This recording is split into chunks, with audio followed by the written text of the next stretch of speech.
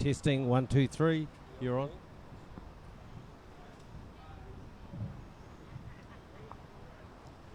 Welcome to Singapore, and it's the Lion City Cup here in the Lion City, and it's the beginning of this. Welcome to the Lion City Cup here in Singapore. We have a quality international field assembled for this week's Lion City Cup with the prospect of World Bowls Series ranking points on offer. I'm Brett O'Reilly, and with me in the commentary position today is Bob Gatty from the host Tangling Club. Before I ask Bob for some comments, let me just tell you a little bit about this event.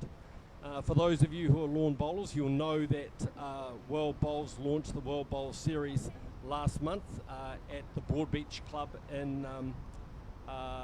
in Australia, and at that launch we announced a tier of events. This is a silver tier event. It's a pairs competition with an open men's, open women's, under 25 men and under 25 women all are competing in this event with ranking points available for the open men and the open women. We have combinations from 8 nations: China, Hong Kong, Philippines, Malaysia, India, Japan, New Zealand, and the host Singapore. So a great event in prospect over this week. There are 2 different events in each discipline. So the each of the divisions, if you like, will play a ends tournament, which will finish on Wednesday, and those games are 14 ends. And then on Thursday, Friday and Saturday there'll be a second tournament where they will play 2 7-end sets. So a unique format and a unique opportunity for international players to come together here in Singapore for this event.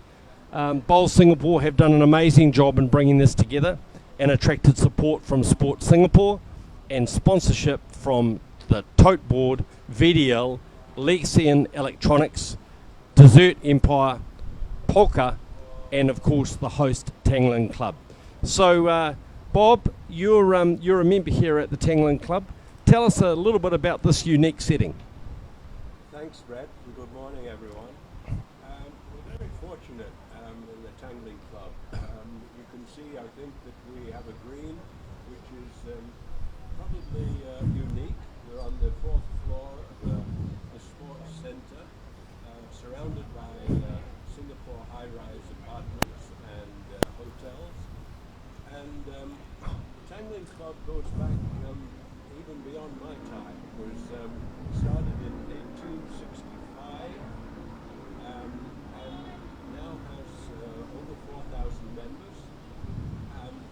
It has tremendous sporting facilities in addition to our lawn bowls. We have squash, we have shall I start again? Yeah, yep. Thanks, Brett, and good morning, everyone, and welcome to the Tangling Club. Where, as you can see, we're on the 4th floor of the Sports Centre and surrounded by Singapore high-rises, apartments, hotels, etc. An international level green, and a club that opened first its doors in 1865. So it's a little bit older even than me, and we have tremendous sporting facilities. In addition to our lawn bowls, we have squash. We don't have a golf course, but we have a golf club in the golf section in the club. We have tennis and darts and snooker, and we have a total of over 4,000 members with over 70 nationalities represented, so truly cosmopolitan. Our lawn bowl section is growing well and strongly and is being added to each month, quite honestly. We have about 120 members in the bowl section, and are very proud to host this tournament. So, Brett, we're looking forward to something special this week. We've got players from 8 different countries, as you said, and it looks like being a great tournament. Yeah, and look, a fantastic opening ceremony yesterday featuring some of the final of Singapore's Community Bowls event. We also had the presentation of the Bowls Singapore champions. Roll up. We will start in 5 minutes time. And we had the Singapore Sports Minister here, who seems very keen on bowls, and I know she's the patron of Bowls Singapore. Tell us a little bit about her commitment. Well, she's been a very strong supporter of bowls and has particularly encouraged young players. She herself threw a few bowls yesterday, and I think she shows promise, definitely. And what we're hoping, obviously, is a tournament like this will encourage players of all different ages to play a game that is becoming much more appreciated for the various qualities of strategy and muscle control and memory, etc. So the support from the government is important, very important, and we're looking forward to further support in the future and hopefully more greens in Singapore. Yeah, look, that's definitely something that we would love to see, and it's great to see that so soon after the launch of the World Bowl Series, we have this first event here in Asia. This morning, Singapore time, we're going to bring you an opening round game from the women's pairs. We've already had an 8 o'clock round of games, which was the under-25 men's and women's, and we'll bring you those results in due course. But today we've got a really exciting first game. It features India playing New Zealand. The India team skipped by 2022 Commonwealth Games fours gold medalist Nayanmoni Sarkar, and she's ranked 83rd in the world, and Nayanmoni is playing with Bangita Hazariki. They're both from the Assam state in India, where Nayanmoni is in the police and Bangita is an assistant sports manager.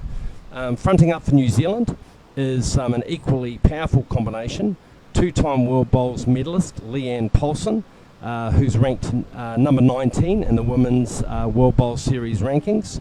And Leanne's playing with Robin Walker, who's ranked 124th. Leanne Paulson, formerly a professional horse trainer in New Zealand, but now focusing her time on bowls, which has served her very well. And Robin Walker is the general manager of a consulting company, OCGL, and they are one of the sponsors of this New Zealand team of 6 players, open men, open women, and under 25 women, who are in Singapore for the Lion City Cup event. So it should be a really good game. Bob, what can we expect from this green in terms of pace? Well, when we started at 8 o'clock this morning, it was obviously there's still the night dew or whatever, but we're now 10 o'clock in the morning and it's warming up considerably. It's going to get hot later. So I expect the greens to run faster. Can you finish your roll-up, please? I'm not sure what speed they were running mostly this morning for the under 25s, but it's certainly going to get faster as the heat goes on. All right, we'll just wait for the announcements to finish, and then we'll get started. Ring 5, ring 6. Okay, players, stand by. Happy bowling. All right, so it'll be Robin Walker to lead off for the New Zealand team. They're playing on rink 2. There's Robin leading for Leanne Paulson, and she will begin this first end. 14 ends in this open women's event, As Bob has told you, it's pretty warm here in Singapore, and you'll see the players with drink bottles at both ends, just making sure that they stay hydrated through the event. But I'm really looking forward to this game. Two very, very good combinations, and it should be a cracker. It should be an exciting game. I think it may end up being very, very close. We'll see. We've seen some great games in the under-25s this morning, some real cliffhangers, particularly games between Singapore and India and Singapore and Hong Kong. They were very, very tight. So Green's running between 12 and 13 seconds by my timing this morning. And so you'll see that it's a little slow, but the players have adapted very quickly to it.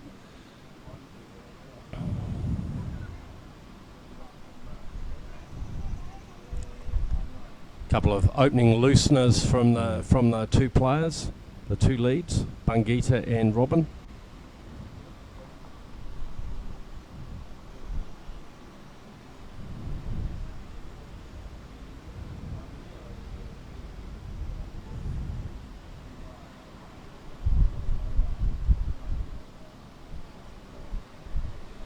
They're playing the long ends on this green. As you can probably see, we can play both long and short ends. Usually for tournaments like this, it's the long end. A lot of the club games are short end. And so you have to get used to the different length. It'll take a while for them to bed in on this game. Yeah, certainly yesterday I came to the opening practice session and I put a couple of bowls down myself, and it was pretty slow on the long ends. You were really having to give them a lot because as the sun comes out, the green seems to get a bit slower. As New Zealand holding two there, those second and third bowl from Robin Walker just slightly obscured in front of Leanne Paulson. And now Nyan Moni saying to Bangita, her lead, look, see if you can get one close.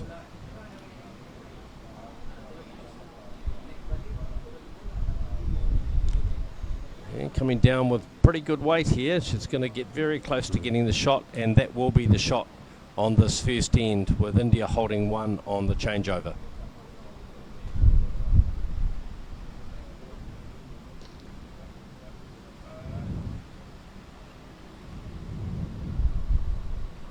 As I said, just a bit of an opening loosener.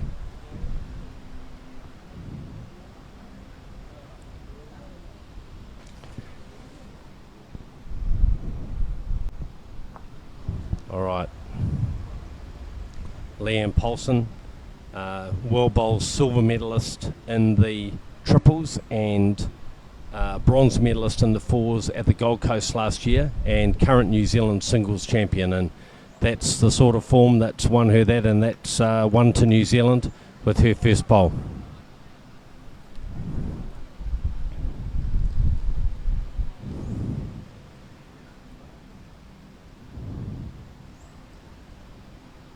Moni Sokar played in the number 3 position in that famous win by the Indian women at the Leamington Spa Commonwealth Games. She gets the jack, and that's 1 to India. Yeah, she moved the jack nicely there and stayed with it.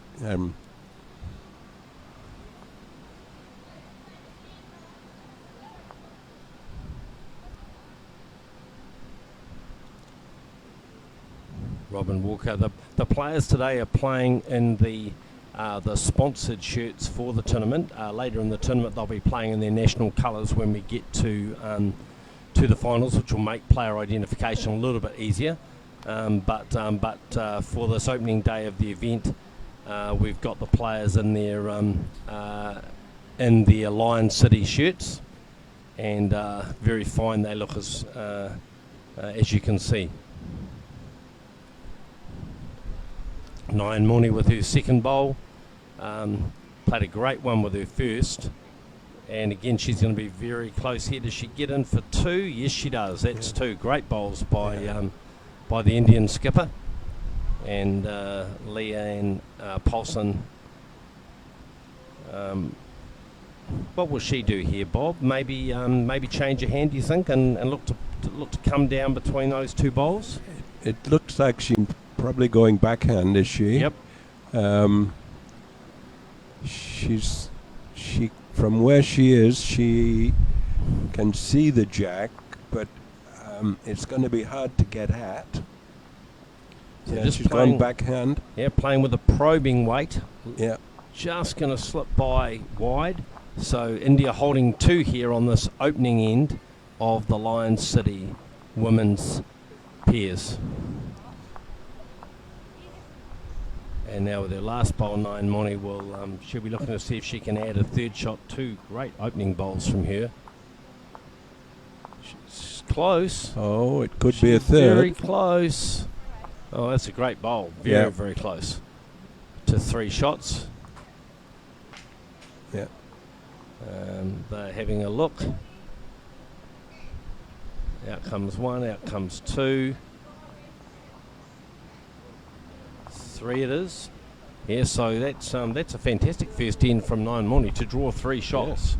Very, very strong start by the Indian combination, and which is what you would expect at this level with someone that's so credentialed. But the game seems to be growing quickly in India, Brett. We've seen them internationally now, fairly recently, and it's really a game that seems to be growing very quickly in India. Yeah, it was a fantastic effort from the Indian men and women at the Leamington Spa Commonwealth Games. The women, of course, securing gold in that great final against South Africa, and the women. The women securing gold and the men getting their silver medal. So that's certainly created a lot of interest in India around the game, and we're looking forward to the day that we may have a World Bowl Series event in India for players to enjoy. So second end here, and it's Bangita Hazareki with her first bowl, just finishing a metre short there of the jack, and really it's just so good to see such a quality international field for this first World Bowl Series event here in Asia. Of course, other events planned over the coming months, but just great to be at this first one. And the players seem to have found their range very quickly. This is just the beginning of the second end. Yeah, all very experienced, and I think used to playing at this level. I haven't seen Bangita before. She wasn't in the Indian team at the Commonwealth Games, but she's built up a very good record in Assam State, where her and Nine Moni are based, and there you can see very accurate with her second bowl, just slipping past the end. Leanne Paulson saying to Robin Walker, just try and reach that back bowl. Big change for the New Zealand players playing in these greens. Definitely slower than they used to, but they've adapted pretty well from the practices I saw yesterday to these conditions. Is it a lot slower, Brett, compared with New Zealand? Yes, even our carpet greens in New Zealand would be typically about 18 seconds. Some are a bit slower, maybe 16, 18, but I think it's just the finish of the bowl is the bowls stop a lot faster, a lot quicker here, and also the green line is much narrower, so you really see the difference. So it's just adapting to make sure that you are reaching with your bowls and giving them a chance. Very easy to be short if you don't deliver your bowls well here. If you get one away with a bit of a bump, then you soon find it's short. Yeah, and getting a back ball can be so important, especially if people are going short. Absolutely. Robert Walker with her third bowl on this end. Just looking to get around that front bowl and see if she can turn up her own bowl, which she does, but not enough for shot. So it's, I think, India holding one here, and let's see what Nine Moni does this time. Certainly 3 excellent bowls on that first end. Beautiful setting here at Tanglin. It really is something quite special to be on the 4th story of the club, and just in such idyllic surroundings, Bob. It is, but you know, it can get quite hot, as we'll see later. We can already feel it warming up, but there's a lot of concrete around, and reflection from the buildings, as well as the normal Singapore heat and humidity. It is a little bit overcast, which means that that'll keep it a couple of degrees cooler, but once the clouds go away, we could be in for a very hot day. So great first bowl from Nine Moni there, just getting a slip off a New Zealand bowl and in for shot. So India holding 2 here on the second end.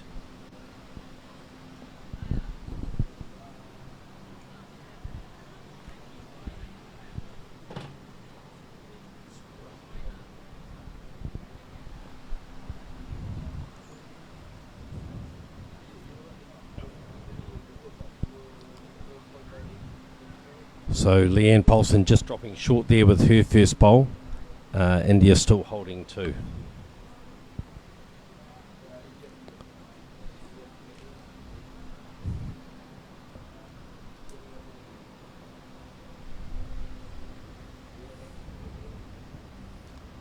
And that's another great bowl from the Indian skipper. That's 3 now to India.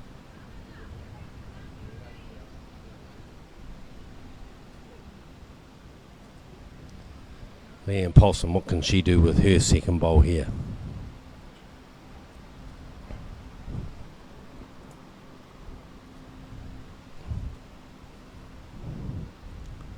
Again, I don't think she's quite going to have the weight to reach. Short and narrow, she'll be disappointed with that bowl.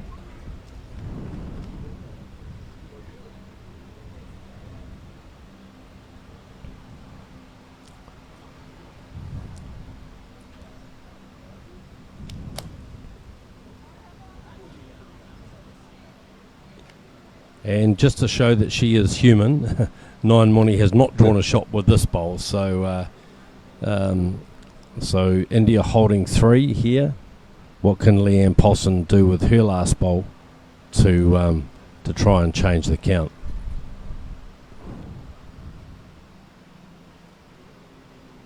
Looks to have a better weight with this bowl, and definitely close to the count. It's coming in well. Oh, that's a magnificent bowl. Oh, yes. Well played, Leanne Paulson, and it's 1 to New Zealand. Great saver by the New Zealand skip, and it's India leading 3-1 after 2 ends. Score.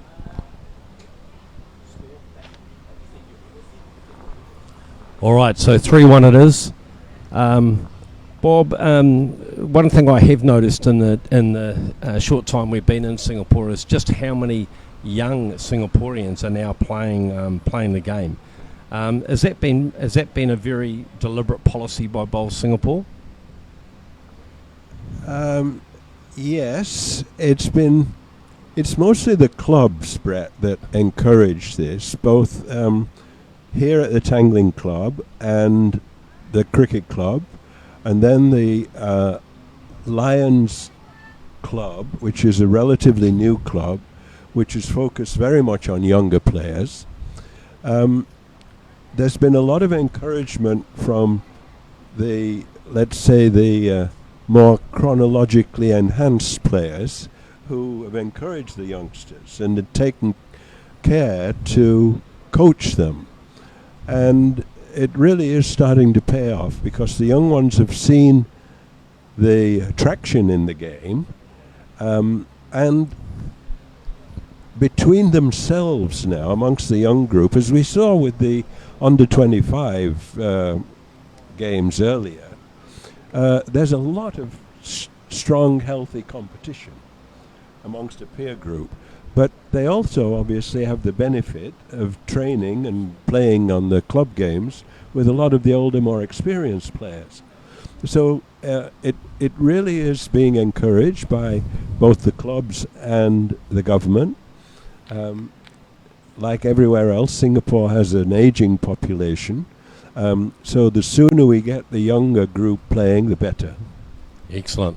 Now, Andrew Lim, the international technical official, has just been out with the tape and found that the jack had not travelled the minimum distance. So the jack then reverts to India, and Bangita Hazariki has delivered it, and it'll now be straight in New Zealand. Robin Walker will have first bowl on this third end of this Open Women's Pairs event. Got some very strong combinations playing in the event, as viewers will get to see over the next week as we bring you games. I think already we're seeing some really good bowls from the Malaysian contingent, and we saw their under-25 women have a very impressive win this morning over Briar Atkinson and Olivia Manser from New Zealand, who many thought would be one of the favoured teams here, but the Malaysian pair were in fine form, and we have Noor Farah, who is the current world indoor champion, who is skipping the Malaysian women's team, and we'll see her later in the tournament. So yeah, some very, very good teams here from the across the 8 nations, and it'll be very good to see them play over the coming days.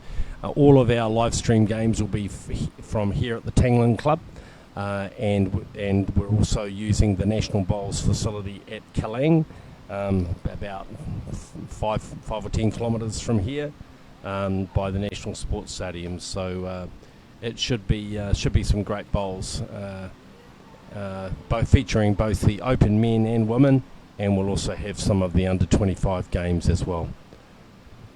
Robin Walker with her third bowl. She'll be disappointed with the first couple, just coming up short, but probably holding shot. And now with her third bowl, looking a bit closer here. Yep, that will probably be the shot. No, just slips through. So measure for shot.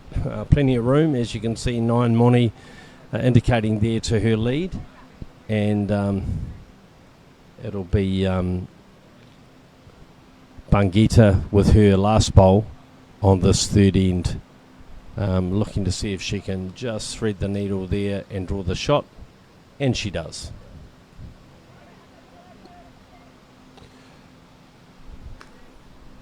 I don't know, Brett, if have you seen the Japanese team yet? I don't know if they were playing in the under-25s, were they? I don't think so. I think we've got the very senior team. I was talking to some of the players yesterday. I know they've got members of their team who are in their 70s and 80s. So they're probably the oldest side here. Yeah. But no, I don't believe they've got any junior players, unfortunately. So in the under-25s, we've got some Singaporean club teams making up the numbers, which is great that those players are getting a chance to play at this level. Great first bowl from Leanne Paulson, drawing the shot, and it's a good start from her, following on from that fine bowl on the second end. Nyan Moni with her bowl, looking to come into the head, just slipping past. We will tell the technical officials to get the players just to move a little bit, so we can get a better view of the ends. Leanne Poston swapping over onto her forehand side and just looking to see if she can get around those bowls of Robin Walker. Just a little bit over, but finishing in a good home there, just covering those 3 Indian bowls. May have brought in that front bowl as a second shot. We'll see. We'll see what Nine Moni does this time. It's on a good line. Is she going to reach? Well, close. No, still 1 to New Zealand. Signals Robin Walker. Leanne Poston now having to swap hands again, coming over to her backhand side, see if she can add another shot. Very deliberate player. Of course, normally specialist lead in the New Zealand team, but skipping in this competition, and obviously she's won a lot of events as a skipper in New Zealand. And again, just coming over the back, pushes one of Robin Walker's bowls back. So making sure that New Zealand have got good position. Nine Moni with her last bowl on this third end. Just taking her time just to assess the situation. And she's attacking, looking for the New Zealand bowl. And just looking like she's going to be a bit narrow. And that'll be 1 to New Zealand. And it's 3-2 to India lead after 3 ends.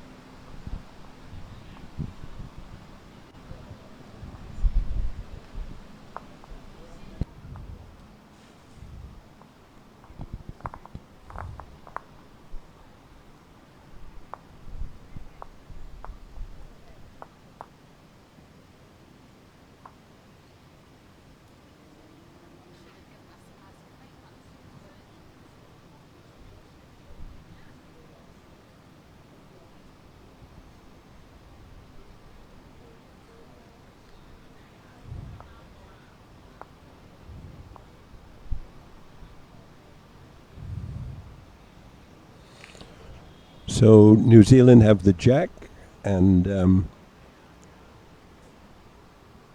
Robin has just sent it up to a sort of medium length, as the New Zealand is just 1 behind as we go into the fourth end. Right. Very deliberate straightening of the end. You can see early on the New Zealanders favouring the slightly shorter end. Probably better for their weight, the sort of speed they're used to in New Zealand.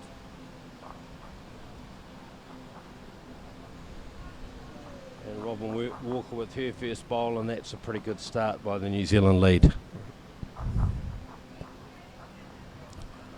Robin, a general manager for OCGL, a consulting company based in Auckland, and also president of the Takapuna Club on the North Shore of New Zealand, where a number of prominent New Zealand players play, so used to very strong club competition.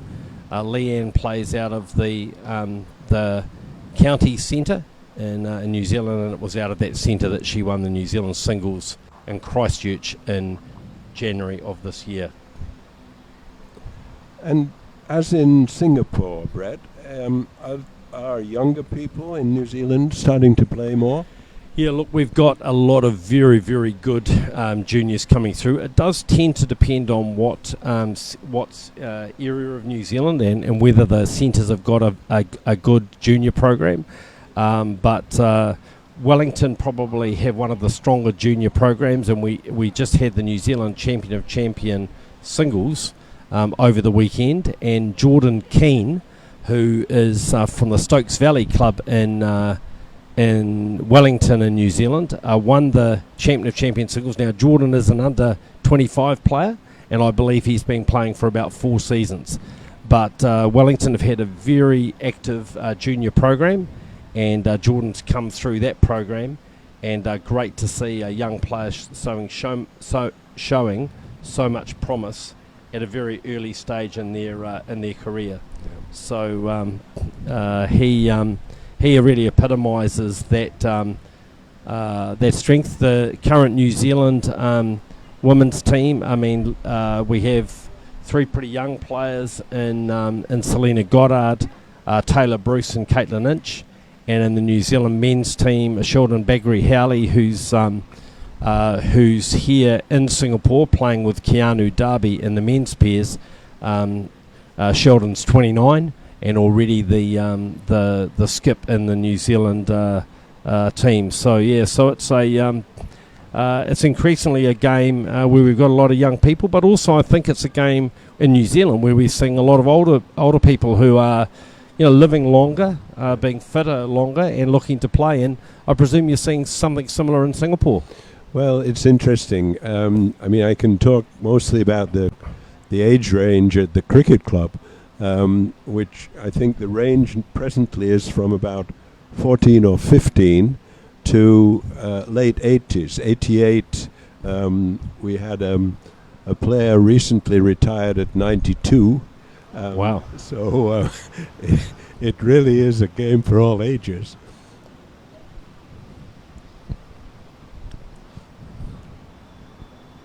So Leanne Paulson now with her first bowl. India leading 3-2 after 3 ends in this opening round of the women's pairs here at the Lion City Cup.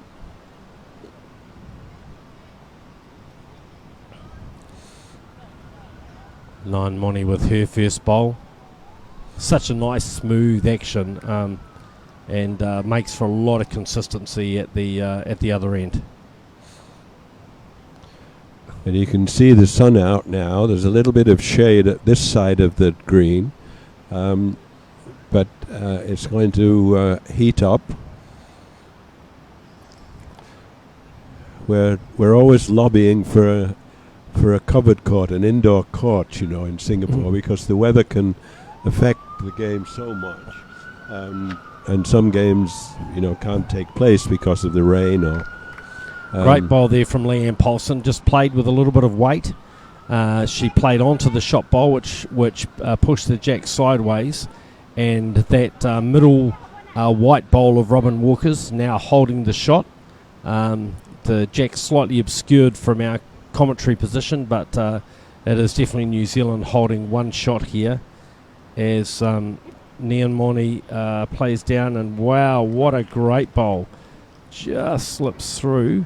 But looks like India may be holding one. Robin Walker having a look at the head. Hopefully the players will move in a second, and we'll be able to see.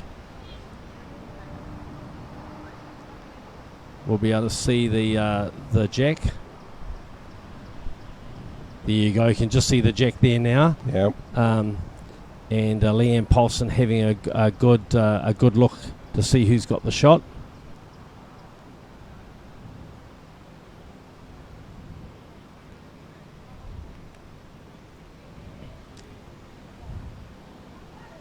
Yeah, from this angle, it looks as if India may be holding.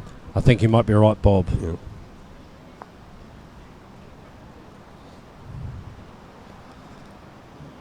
I expect Leanne Paulson will be looking for the same sort of bowl as last time, just coming down with a little bit of weight, see if she can turn Robin Walker's bowl over, or if she can get inside, she can sit on those India bowls. Let's see.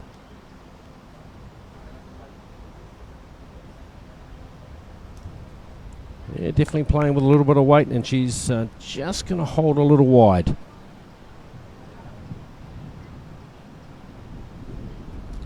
So we think India holding one. I think we'll see.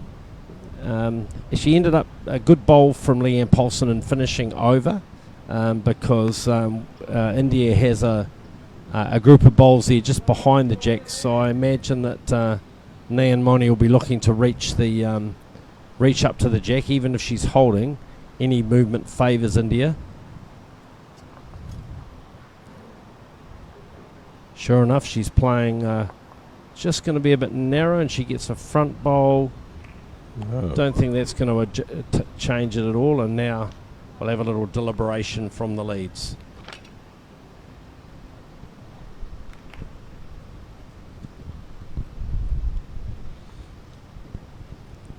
great to see some really good ends early in this game with things changing around. As I mentioned, we've got a very strong women's open field. You may get a sight next door of the Malaysian team that's being skipped by Noor Farah Ain Abdullah, who's recently won the World Indoor Singles World Bowl Series event, and she's ranked number 12 globally. And Noor Farah is playing with her partner is Noor Zamziza, and they are playing the Singapore pair. Tell me a little bit about the Singapore combination that they're playing, Bob. I believe we've got Kelvina. Kelvina, yes, and who is her partner? Just down on rink 3. They're a pretty strong combination and playing some very, very good bowls in this game against Malaysia. I see Eddie, the Malaysian coach, going out to the rink, so keeping an eye on his charges. Kelvina is relatively new to bowl. She's a member at the cricket club, and I think she only started probably 2 to 3 years ago, and she has taken it very, very seriously, enjoys her bowls, and is playing very, very well. And of course, the needle competition between Singapore and Malaysia has been there for many, many years, and it really is encouraging as a Singaporean to see that we are now giving Malaysia more often a run for their money, because they have very, very strong bowlers and a lot of depth in Malaysia at the club level and at the national level. So we always want to give them strong competition, and it looks as if we could be doing that today. Yeah, it's been a real success story since Malaysia held the Commonwealth Games back in 1998. They really have become a superpower of world bowls. Izzat, the top male player, now ranked number 2 in the world, and Noor Farah at 12. So yeah, they'll be a handful for anyone in this event here. It was 1 to India on that last end on the measure, and so they lead 4-2 now in this televised game, and it's New Zealand holding one shot after the opening bowls from the leads. The shot to Robin Walker. Nothing in this game so far. The skips both playing some very, very good conversion shots.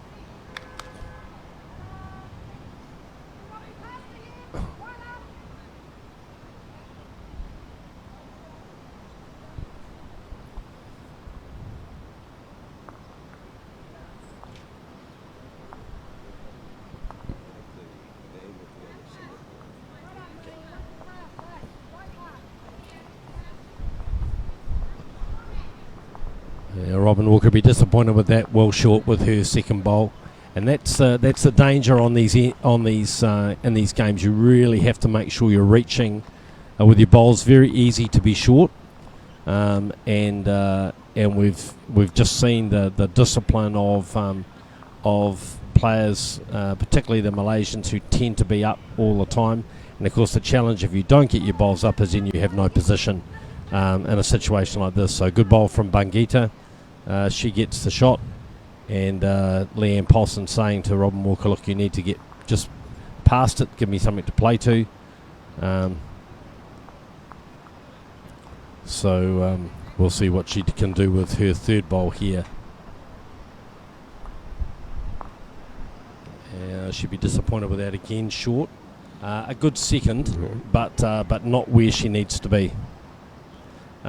It is interesting. I've noticed, Bob, up here on level 4 of the Tangling Club, the bowls do get a bit wind affected. Yes. Yeah, there is quite a bit of breeze up here, getting funneled between the tall buildings.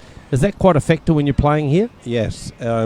it's not so bad today, Brett, but sometimes it can really affect the ball. It can change the direction of the ball, particularly on the long ends.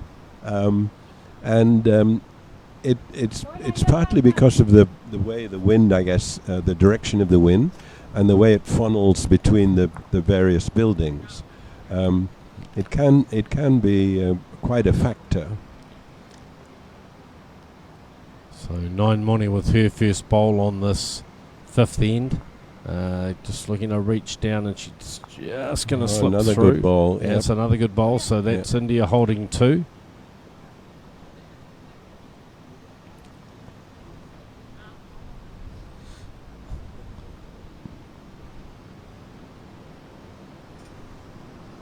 And I think in that Singapore Malaysia game, it's actually Kelvina Lian, her partner, leading 8-2 against Malaysia in that game. Wow.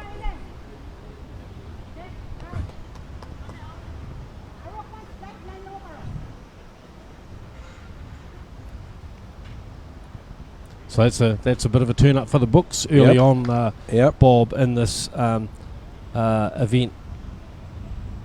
It's early days, but that's a healthy lead at the moment.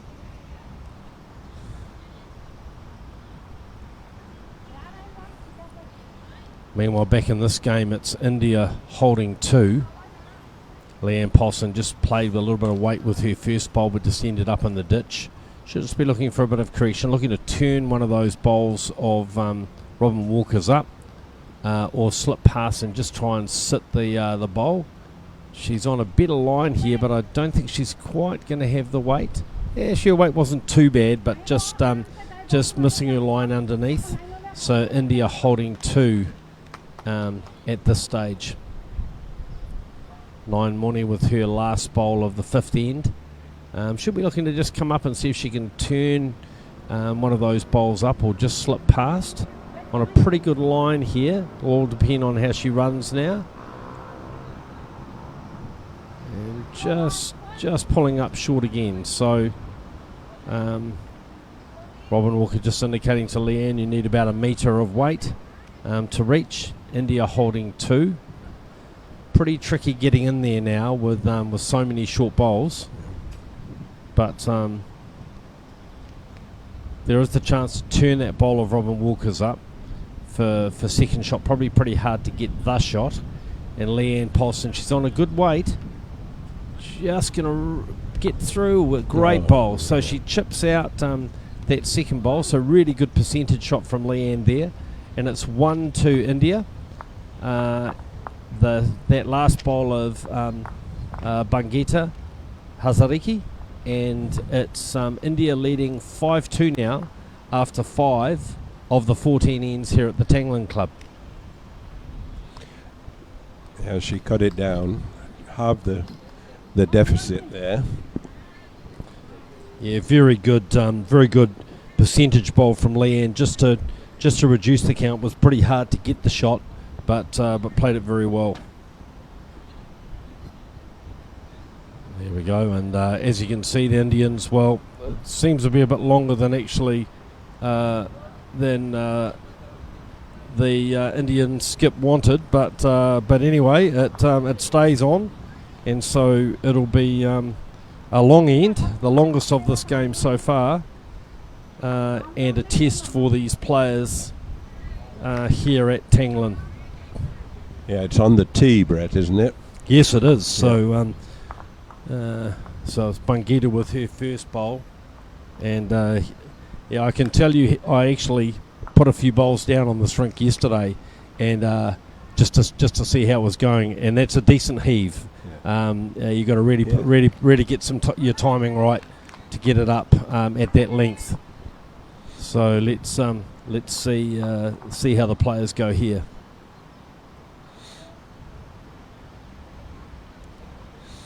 You know, I was watching the Open golf last night, and the similarities in many ways between golf and lawn bowls. You know, each shot is different every time. You're dealing with changing weather conditions, you've got to read the green, and the green keeps telling you that it's going to do something different. And then when you move the jack, you've got to find another line. You sure do. So great opening bowl from Robin Walker there. She was has trailed the jack. There you can see it. So trailed it off the 2 metre mark, and New Zealand holding one about half a metre from the ditch. And as Leanne Paulson says, play right up to that. Robin's bowl was a toucher, so if the toucher goes in the ditch, it will remain live. So every incentive to continue to play aggressively up to this head. And she looks to have a pretty good line again here with her second bowl. Oh, she's played a cracker. Yeah, Absolute good cracker. Second toucher. Toucher. Wow. Yep. Good ball. Great stuff from the New Zealand lead here on this long end.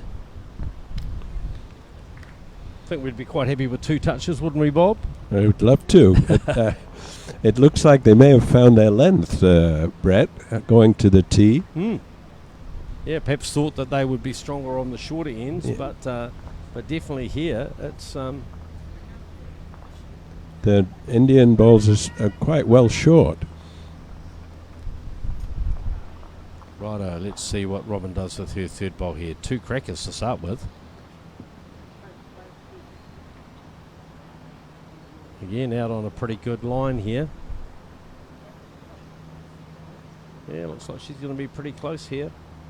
Leanne waving it on. Just going to pull up short. Yeah, 2 very good opening bowls on this sixth end. India leading 5-2.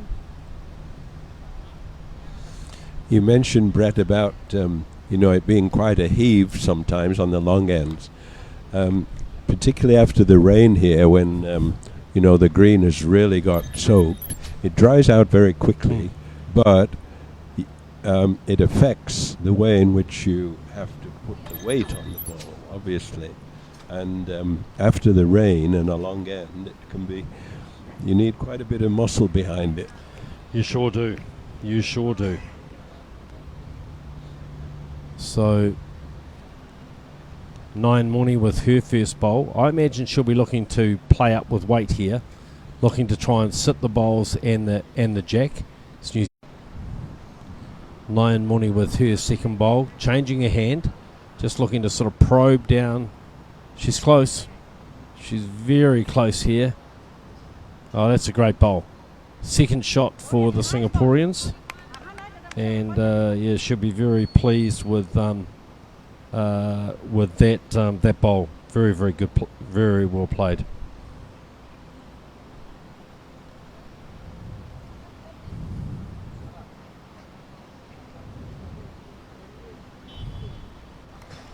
Leanne Paulson also changing her hand, just not wanting to turn that Singaporean bowl in, and she's close here. Very close here. Just starting to break now. She comes off that bowl. Oh, what a great bowl. Yeah, what a great bowl from the Kiwi skipper. Yeah. So just building nicely on that those 2 good bowls from Robin Walker, and it's New Zealand holding 2. And importantly, all 3 of their bowls there are touches. So Nine Mooney will have to be careful here. If she gets her own bowl, which is not a toucher, she could easily give New Zealand another shot. But she's probing down there. She's close. Just breaking under the head now. So New Zealand hold 2.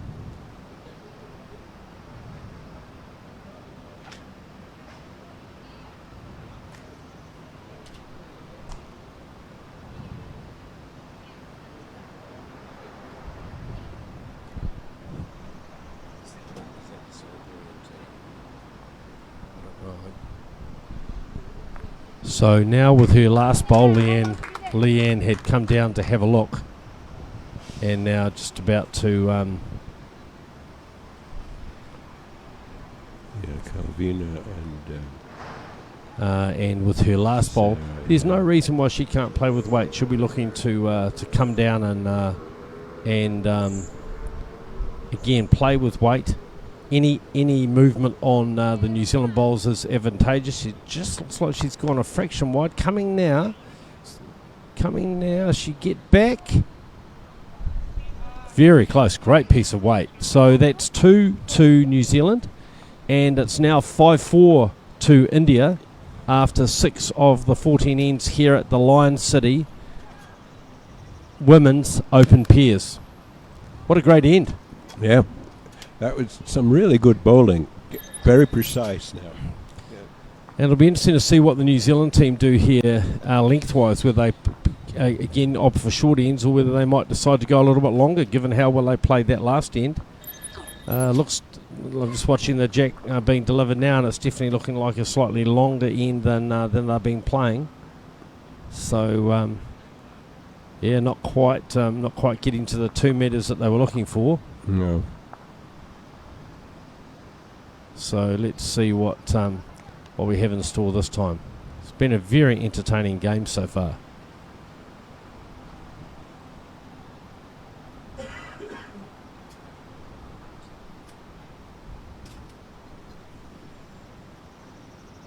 Robin Walker with her first bowl.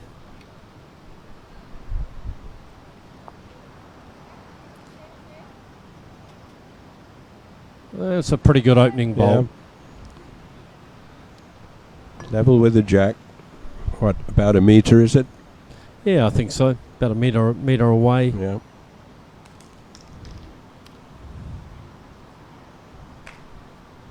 Bangita with her first bowl, and she's also on a good line, but I think she's just going to pull up a little short.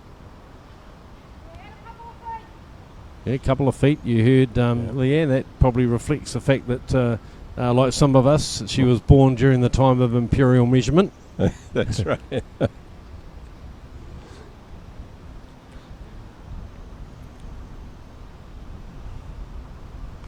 Oh, this is coming in nicely. Yeah, great bowl, Robin Walker. Yeah, that's another good. toucher. Another toucher. Yeah, that's a great great second bowl from the New Zealand lead.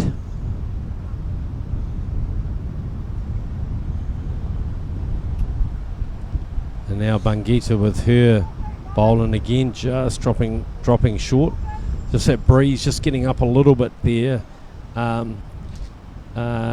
Perhaps just impacting the bowl slightly. You can see the duster just blowing the Bangita's carrying in her belt.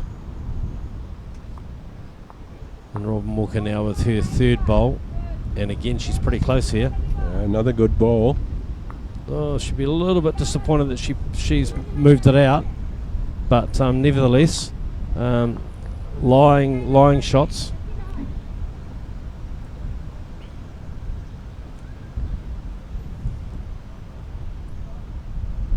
And Bangita now coming down with a little bit of weight. Yeah.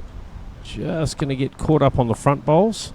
So New Zealand holding at least 2 shots here as the skips swap over and study what they're going to do. Leanne Paulson will play first. New Zealand having won that fifth end. And see Robin's second bowl here. Robin Walker just drew front toucher. And then just a little unlucky with her third bowl just to dislodge that. But still holding a couple of shots here. You can see them. And I think 3 there, Brett. And, yeah, could be. And the jack is protected, right? So Leanne Paulson with her first bowl. Down the backhand side here at Tanglin. Bit of a straighter hand than the other one. But the bowls will turn, and she's played this pretty well. She's just going to pull up short, so may or may not count there, but certainly in the way for Nine Moni. She'll play the forehand instead and just try and thread the needle through that gap. See if she can get down there to the jack. She's on a pretty good line. Does she get past the front bowl? No, she just turns it up. So I think probably reduce the count to 2 now. Robin Walker having a look, just giving Leanne Paulson, yep, saying you're about a match short. So Paulson with her second bowl here.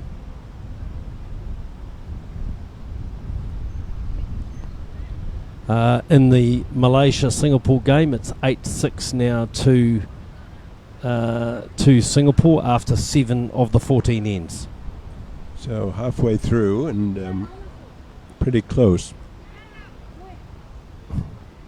So Leanne Paulson just turned that bowl of Robin Walker's up, and I suspect New Zealand may now be holding 3 here as Nine Moni plays her second bowl. Again, looking to see if she can turn one of those bowls over. She does, so very good bowl from her. Yes. Reduces the count down to 1. So New Zealand hold 1. And Leanne having a look, saying, look, what do I play here? She'll come down and just see whether it's worth trying to play that Indian second shot out, or whether she will look at just trying to draw in there. She does have the back bowl, so if she played with weight for the second shot, she and got onto the jack, she does have the bowl at the back. But she obviously also wouldn't want to dislodge the New Zealand shot bowl if she was to get off there. So you can see Robin Walker saying, look, maybe there's a track underneath there. Perhaps onto that front bowl, that front New Zealand bowl. So... but if she dislodges the Indian bowl, they could be in for a 4 or 5. Yes, and that'll be the temptation, I think, for them, because, it is a rare opportunity to score a number. You see Leanne taking her time here. She's a pretty deliberate player anyway, but I think she'll just want to see what to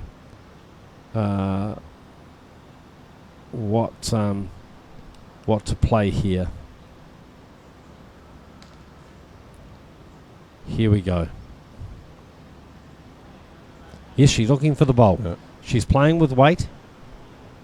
Looks like she's slightly tight. Oh, she gets the Indian bowl onto the jack and dislodges it, but she's still holding 1. Yes. So played the percentage line to be underneath. She has moved it out a little bit. So here we go again. You can see, just playing narrow, just got onto that Indian bowl. Yeah. Was close, on a reasonable line for the second shot, and just dislodged the jack. So Nine Moni now with her last bowl on this 7th end.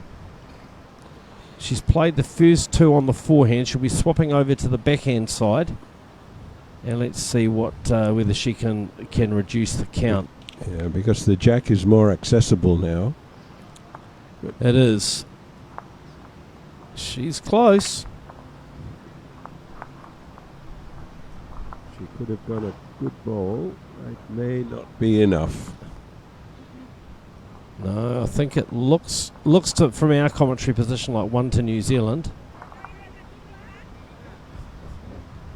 The players will measure just to take out any supposition about that.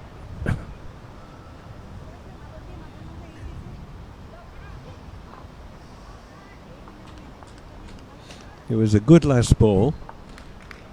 She had to change her line, change her hand. No, it definitely looks like 1 to New Zealand. Yep. So we're all tied up here Yep. in the women's pairs. 5 all after 7 ends of this 14-end Lion City Cup Open event.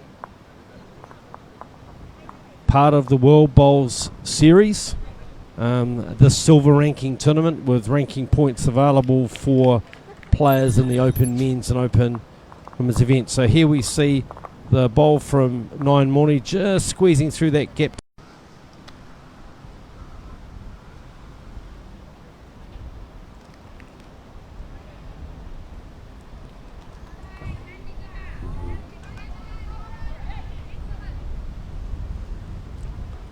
Right, and now Robin Walker with her third bowl on. We've actually played 7 ends, and the score is 5 all. I haven't updated the board yet, and she's pretty close again here with her third bowl, following it, chasing it down, and finishing in a good Good home there, just behind, matching the first bowl of Bangita Hazariki. You see the shadow creeping over the green, which will be welcome to those players nearest us, Brett. They may be playing in the whole lane in shadow soon. Yeah, so still 1 to New Zealand there. Good last bowl from Bangita to draw a good second shot there. And oh yes.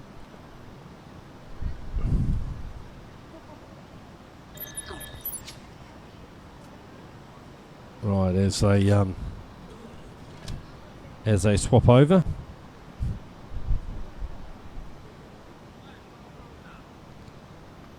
Leanne Paulson with her first bowl.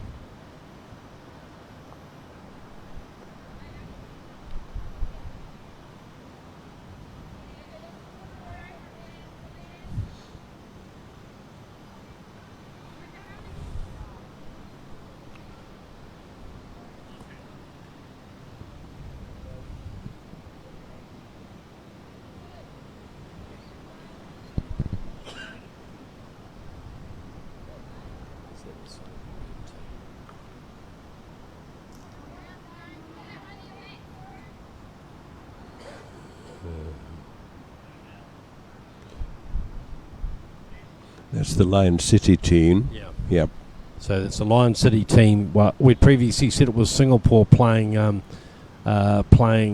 but actually it's the Lion City team who are playing. We'll just confirm the name of those players. So great ball there from Leanne Paulson. Just sits back the Indian second shot. So New Zealand holding 2, and we'll get those names to you just in a second from the organisers. Yeah, and the Lion City team, they've got Nellin and Regina and Belinda. We'll just see which of those players are playing. I know because of work commitments, some of the Singapore club teams are not able to play every game as they're filling in the tournament. Malaysia's got back to be trailing only 8-7 now in that game. So it's New Zealand holding back here against India as Leanne Paulson swaps over to play her forehand side and just going to hold wide with her last bowl, but finishing in a good home amongst the Indian bowls. So it looks like at least a couple to New Zealand here as Nayan Moni Saikar plays her last bowl. She looks like she's a little tight. Does she get onto the Indian bowl? She does. 1 to New Zealand. So New Zealand hit the front for the first time in this game. They now lead 6-5 after 8 of the 14 ends. Yeah, in golf parlance, they're on the back 7. They definitely are. There you can see that last bowl from Nayan Moni, just playing that tight line, looking to see if she could get the jack or get their bowl. Got the bowl. Good reduction for the Indian team to just reduce the count to 1, and New Zealand now leading 6-5 after 8 ends. So again, New Zealand opting for the longer ends, and it's the maximum length this time. We're out at 2 metres. Is it close to the...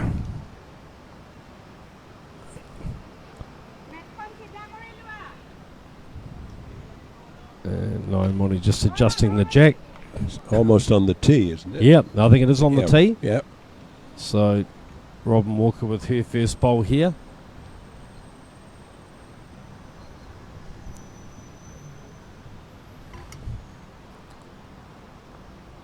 So, Brett, this is being broadcast in New Zealand, is it? On the Yes, this people will be watching this on the World Bowl Series Facebook page, and I know we've got people watching in New Zealand, and also likely to have people in Australia and in other World Bowls locations around the world, watching it on that Facebook page. And we'll have live stream games on the World Bowl Series Facebook page right throughout this week of competition. Finals for the ends tournament, as we're calling it, will be on Wednesday here at the Tangling Club, and finals for the sets tournament will be on Saturday, and again here at Tangling Club. It's at Tangling, is it? Not at Kallang? No, it's at Tangling. We've because we've got all the cameras and the broadcasting set up here, and it's also a little bit cooler for the players here, a little bit more shelter, as you can see with the clubhouse being in close proximity.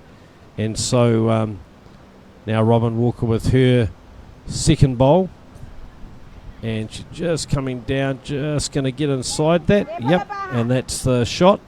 A bit of distance compared to our previous ends, but this is the first time we've played a full length end in this direction.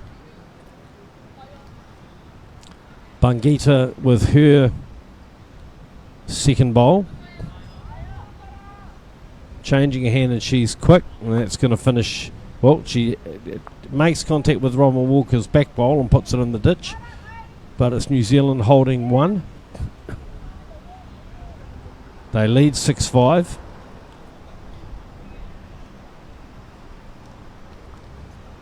And Robin Walker now with her last bowl, her third bowl on this ninth end. They're getting a clap from her skip, and that's a pretty fine effort. Yeah. That is definitely the shot. So New Zealand look like from our position are holding two. And Bangita with her last bowl, the member of the Assam Police Force, and she just slips underneath the jack. So looks like New Zealand holding two here, and who knew, Bob, that the New Zealand players would find their form on the longer ends? Well, they seem to favour them when the jack is on the tee. A couple of ends, they played right to the jack, so they are favouring this length, certainly. And the Indian team doesn't seem quite as comfortable. No, which is a surprise, given that this is probably more likely the speed of their greens. But I guess everyone has their own favoured length. So Leanne Paulson now with her first bowl on this ninth end. She's opted for the backhand side, and looks like she's just going to finish it a little over. Yeah. And in fact, she's in the ditch. So Bangita has the back bowls for India, and now it's Nayan Moni, though I suspect she'll be drawing, and looks like she's just pulling up short, favouring that forehand side, coming in this direction. A little bit surprised Leanne Paulson isn't playing that side too. She's got Robin Walker's bowl to play up. See her just having a talk to herself about what she's going to play, and looks like she has opted for the forehand side. The last India bowl probably just slightly in her eye on the backhand, and she's coming down on a pretty good line here, I think. Looks like she's just going to slip underneath, and that's probably a pretty good bowl there. Covers the two Indian bowls, counts, so it's two at least to New Zealand, as Nayan Moni plays her second bowl. She looks a little quick to me. She's just going to slip through there, so New Zealand's still holding here. No, the Indians are struggling with this length. They just haven't got used to. No, they're definitely much more accurate on the shorter ends, as we saw early in the game when Nayan Moni was drawing some great shots. Leanne Paulson just getting a little bit wide on that hand. It does come back. I don't know whether that would count. They're a long way away, but you know, that doesn't matter if they're closer than the opposition bowls. Right. So Nayan Moni with her last bowl. Again, she's got a fair bit of weight on. She'll need to sit on something, and she just slides through the hole. So now we'll see what the counters. So out they come. Yeah, this is, in overall terms, is not a good end. No, it's probably the loosest end we've seen in the game so far. But as we know, those ends can often be dangerous because it can be those ends where suddenly you drop a number. Yeah. So it's definitely 2 to New Zealand so far. And out comes the measure now. Well, a fair And way it's away. a long measure. Yes. Yes. Yeah, the players will have to get set. There's a little malfunction there.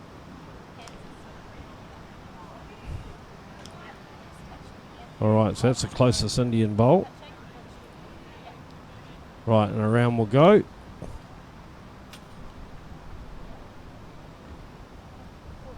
Yeah, that looks like it might be 4. Yep. Yeah, 4 it is. 4.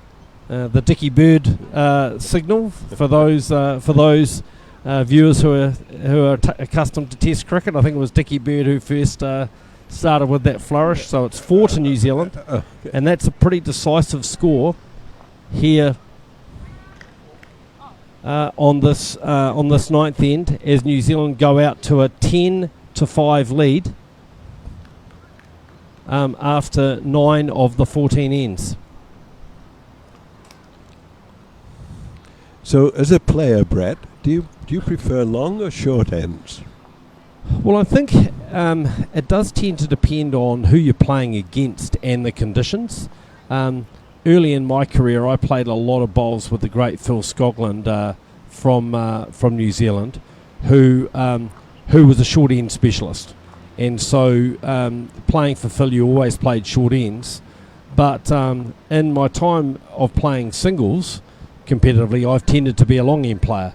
I just felt that, you know, if you can play, and I played in Australia a lot with Rex Johnson, the famous Australian skip. Rex was always a 2-2 man, and he figured if you could you know, really get an advantage on those 2 metre lengths, it was very, very hard for the opposition to get the shot. And so that was his theory. So I think it can be a little bit horses for courses and tactically. But probably for me, I've probably always preferred in singles to play longer ends, and obviously in team games you do where you play the length the skip tells you to. Yeah. And interestingly, you know, on this kind of surface, the bowls are probably turning a little bit more on the longer ends. So Yes. you know, we sometimes on the shorter ends it tends to be a little bit more tricky line wise. But you can see Robin Walker here really finding some good form on these longer ends. She's drawn a good shot with her first bowl. I think she's probably just going to be in the ditch here with her second, but that's not a bad bowl because you're trying to make sure that you're reaching. If you get the jack on these 2 metre lengths, well then, you know, you've got a good chance of getting a toucher in the ditch or at least your bowl being a toucher. And so I think you know, that's a good tactic from the New Zealand team. You don't want to be short. And you can see Bangida just trying the same sort of thing. Her bowl stays up, so they've got New Zealand holding one with Robin Walker to play her third bowl on this 10th end. Played 9, New Zealand 10, India 5. Opening round game of the Lion City Cup Open Women's Pairs event here at the Tangling Club, and we've had some really great bowls already, which just, you know, shows you what a high quality field we've got in this event. And here's another very good bowl from Robin Walker. Very good. Yep. That's the shot itself. So New Zealand Robin holding seems 2. very comfortable with this land. Right. Yeah, I watched the New Zealand team practice yesterday. Full disclosure, I'm helping manage their team as well as fulfilling my World Bowls responsibilities as the World Bowls representative here at the tournament. And they probably practiced the longer ends more than they practiced the shorter ends, because obviously they thought that that would be the toughest length. So whether that's just given them a little bit more confidence, but that's a good last bowl from Robin Walker, as we see there on the replay. And Bangida just tipping up that second shot with her last bowl. So New Zealand holding 2 from our commentary position. And the players swap over, and it'll be Leanne Paulson with the first bowl on this 10th end of the skips.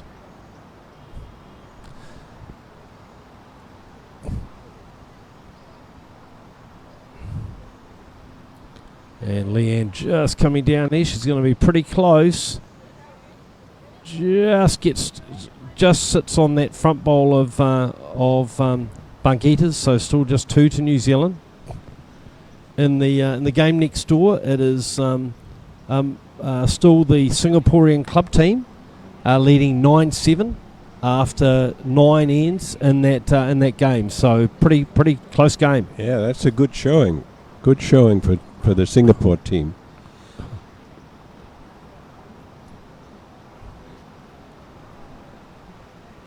New Zealand holding 2 here. Nyan Moni finishing short with her first bowl. Leanne Paulson plays her second one on this 10th end. Oh, just gets caught up on the Indian bowl at the front. Doesn't change the count at all, but just turns a little bit closer. She might be tempted to swap over and play the forehand with her. I was going to say there's room on the forehand. Yeah, no bowls to really knock up, though. Obviously, just want to be careful not to move that jack. Nyan Moni reaching down here. Would she get the plant? She does. She comes off it, and that's the shot. Yes. So 1 to India. Great bowl, just playing that faulty narrow line, and sitting in there for shot. So really good bowl from Nyan Moni. 2 down and now holding shot. Leanne Paulson with her last bowl. She's also reaching down on the forehand. Looks to me like she's got pretty good line. Looking for the bowl or the jack. And looking for the bowl or the jack. She gets the jack. She follows through with it. And that's a great bowl by the New Zealand skipper. She's got 1. Her bowl is a toucher. Yep. And Nyan Moni now asking Bangita, what can I play to get a shot in there?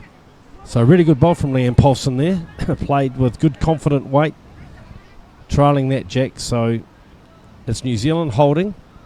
Nyan Moni on her backhand, looking to see if she can draw up there. I'm not sure she's going to beat the front bowls.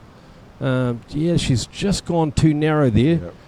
Speed was probably okay. So they're just having a look there. Just confirming how many shots.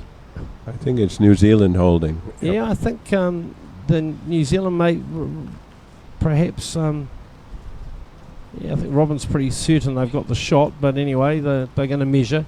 Yes, better to be certain. Good to see the players measuring together. Yep, definitely 1 to New Zealand. Great bowl from Leanne Paulson, that last bowl. So it's 1 to the Kiwis, to Leanne Paulson and Robin Walker, and they lead 11-5 after 10 of the 11 ends. And here we see that second bowl of Nyan Moni Saikar. Beautiful shot, just playing that faulty line, looking for the plant or gets the skid. And here's Leanne with her last bowl. Down she comes, trails the jack, and on the measure it was 1 to New Zealand, pushing them out to that 11-5 margin. So our camera team are doing a good job on the replays. They sure are. Yeah. So New Zealand again looking for Very a longer end. Yes, thank you to our production team doing a great job here at the Tangling Club. Yeah. They've been very busy getting us set up, and so now we'll see Robin Walker with her first bowl of this 11th end.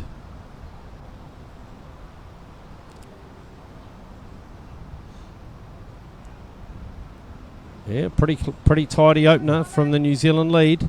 Yep, that's a little bit of applause from Leanne Paulson, the skipper, and it's 1 to New Zealand.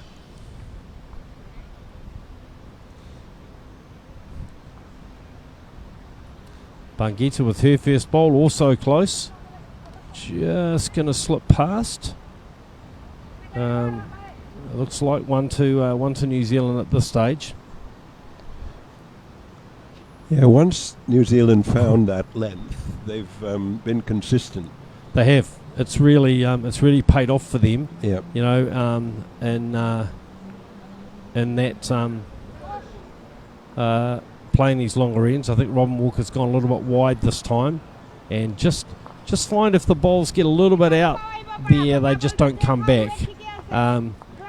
Both with speed, but I think just a little bit of breeze holding them there, and you can see Robin just having a look at the at the trees behind us here at the Tangling Club, just so you can see from our commentary position, we can see the wind rustling in the trees, and Bangita this time swapped over, play the other hand. So Leanne saying to Robin, right up. So she'll just take some time and compose herself. Again, a pretty deliberate player. Runner-up in the New Zealand Fours this year, playing for the Wendy Jensen Skip Takapuna team at New Plymouth, and she was also runner-up in the New Zealand Pairs last year in Auckland, again playing with Wendy Jensen. So that's a fine bowl from Robin another Walker. good ball. That's the shot itself. We from our commentary position here. So New Zealand holding 2 at this stage in this 14 end game, playing end 11. Bangita, does she get the jag? Oh, just narrowly slips past. The ball stays up on the back of the rink. So New Zealand holding 2, but India with pretty sound position behind. And I expect here we can see Robin Walker's third bowl, and that drew the shot itself and got some applause from the skipper. And there's Bangita with her last bowl just slipping underneath the jack. So Leanne Paulson will be looking to just get a position bowl. New Zealand don't have a bowl past the jack. So ladies and gentlemen, you have 20 minutes left. 20 minutes left. So that was a 20-minute time call from the international technical official Andrew Lim, who's in charge today here at Tangling. And 1 hour 40 is the time limit for these section play games.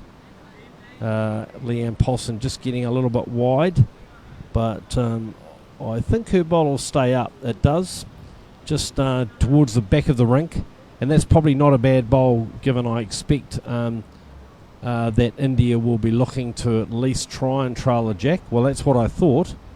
And yes, is she going to get it? She gets the shot. Onto the jack. Good ball from Nayan Monisaka. And now Leanne has the benefit of having a back bowl, so she can play again like she did on the last end with a little bit of attacking weight, looking for the shot bowl or looking for the jack. And that's definitely what she's doing, probing down on this backhand side. Looking pretty close. Looking pretty close. Oh, she gets the gap. Yeah. You would think the gap wasn't wide enough, right? Yeah, absolutely. You know, holes for bowls, we say. Yeah. If you tried to play that shot 100 times, you probably couldn't. Right. But on this instance, you did. So, 1 to India. Nayan Moni looking to get her team back into this. It's not going to reach. No. You can hear Robin Walker saying, "Play the same bowl. We're only 1 down. Look for looking for the jack or the bowl."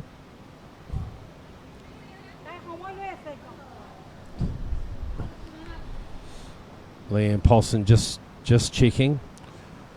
But New Zealand have a back ball. Yep, I think she was just asking, do I have 2 seconds? Obviously mindful of the scoreboard and not wanting to gift India any extra shots. Yeah. We're down at the back. To this. So just having a good look here. Rightio. What can we see from Leanne? tends to play with controlled weight.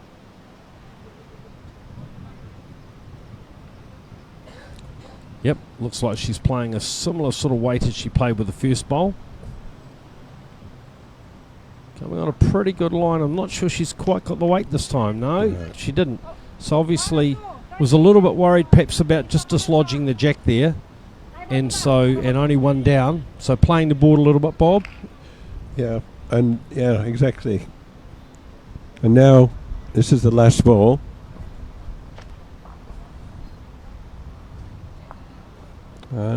There's a little bend in the green there, Brett, I think. There Two is. balls. Yep. Okay. Yep. So one it is to India. They get back on scoring terms on this 11th end. So we played 11 of our 14 ends, and it's New Zealand leading 11-6. Here we see on the replay that bowl of 9 Moni Sarkars just coming off the Robin Walker bowl and nestling next to the jack, and that proved to be the shot. There's Leanne Paulson's second bowl, just sliding underneath it. Very unlucky. Almost only a gap big enough for one bowl. Rather surprisingly, India have gone for a long end, which surprises me, given how accurate they were early in the game on the shorter ends. They've again gone for a long end. Matt's up a little bit, but still it's definitely a longer length. And Bangita Hazariki around the back with her first bowl. Let's see what Robin Walker can do with her first bowl. And it'll be a little bit of a race between the number of ends and the time available. They gave us 20 minutes a while ago. This is the 12th end. We'll probably get the 14 ends in before the time limit. Great opener from the New Zealand lead. Toucher here on this 12th end. So really found her form on these longer ends. And yeah, it's surprising, as you said, that the Indians didn't go for a shorter jack. great ball from the Indian lead. Yep. Just pulling up short. So Leanne Paulson having a bit of a look at that.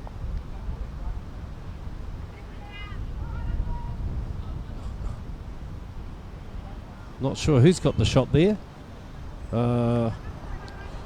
They're gonna Leanne Paulson changing her mind. Yeah. Obviously, New Zealand does have the shot there, so she said to Robin Walker, "Swap over. Just play the board a little bit, perhaps."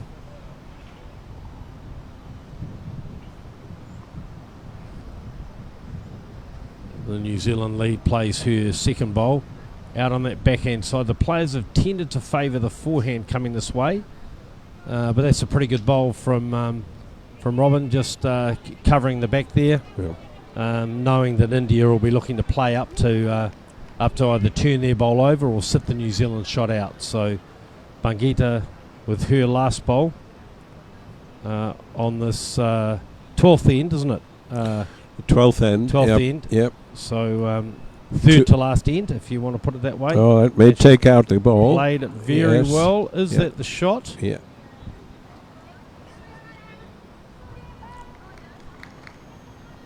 Hard to tell. I suspect India holding one. I think so. The front ball there is Yeah. holding, I think. So Robin now with her last ball on this end. I heard her just say we're down the mid end of the players, and she said too narrow with her last bowl, and so it proves to be. Stays in. But at this stage, hard to tell. So here we can see that third bowl from Bangita Hazariki, where she just got the New Zealand bowl, but just got it slightly on the angle and turned it. So The Indian team was signalling holding, but it's difficult to tell from here. It is. And we've got 6 bowls to come, so we can reasonably assume that that might change. So we've got 9 Mori playing down there with a little bit of weight. There's one coming She in. looks, just misses the bowl and the jack. So very good bowl from the Indian skip with her first bowl, looking to turn the bowl over or the jack. Leanne Paulson stayed on the head to watch that bowl. 12-9, the Malaysian team now trail the Singaporean club team, and they've played 12 ends in that game. And the score? 12-9. 12-9. Meanwhile, back at the televised game, Leanne Paulson with her first bowl on this end, and looking like she's going to be pretty close. Just breaking now. That's a good bowl. It's in probably fourth shot. Just sits down. So 9 Moni now with her second bowl. Again, looking to reach down, looking for a contact on that Indian bowl. She's just going to rock it. Wow. Well, let's have a look. Robin Walker studying the head.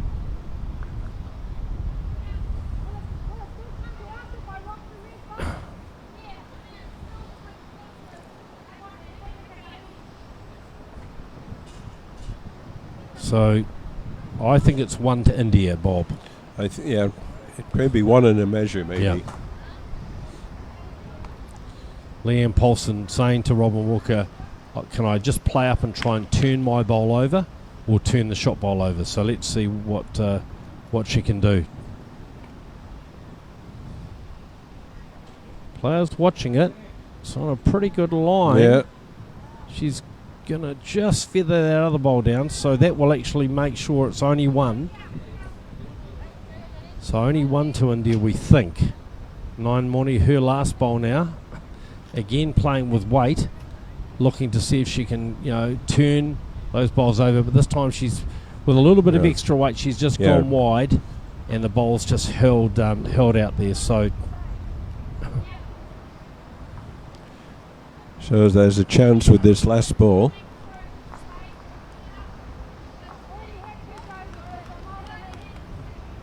If she could just nudge the jack. Attention please, you have another 10 minutes left.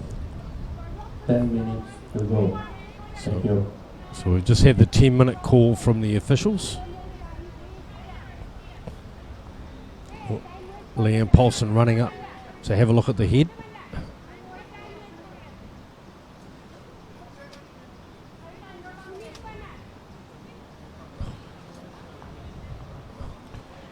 Is she going to try to nudge the jack onto her back ball? I think so.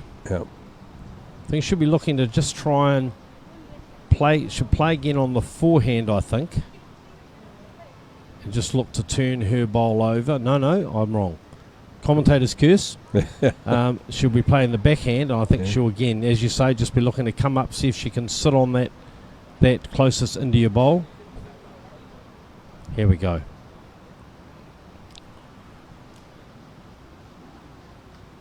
On the backhand, they're watching pretty closely.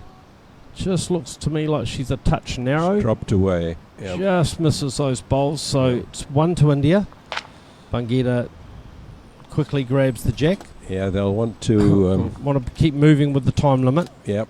So it's we can see on the replay here that bowl of 9 Moni Sarkars just slipped underneath with her first bowl, and then with her second bowl just came down, and again very unlucky here. Looked for all money like she'd turned the shot bowl over, but just slipped past, and then that bowl was turned through by Leanne Paulson with her next bowl. So lots of changes in position here, but after all of that, we've played 12 ends. We've got 2 to go if we've got time.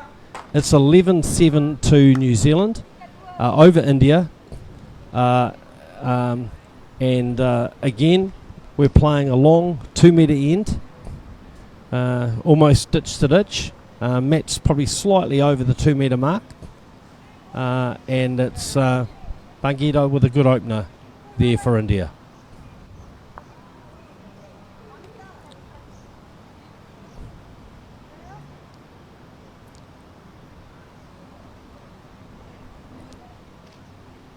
Robin Walker with her first bowl.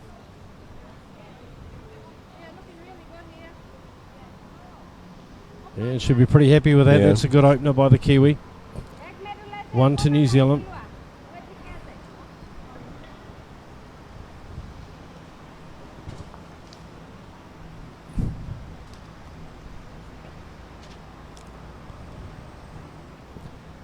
Pangita just looking for that jack. She just slides past.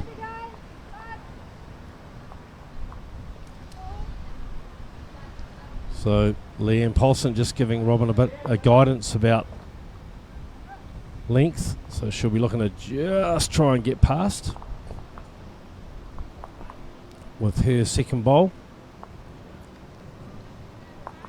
Just starting to come to the head now. It definitely won't be past. Yeah, she'll be disappointed with that. Yeah. It's a long way short.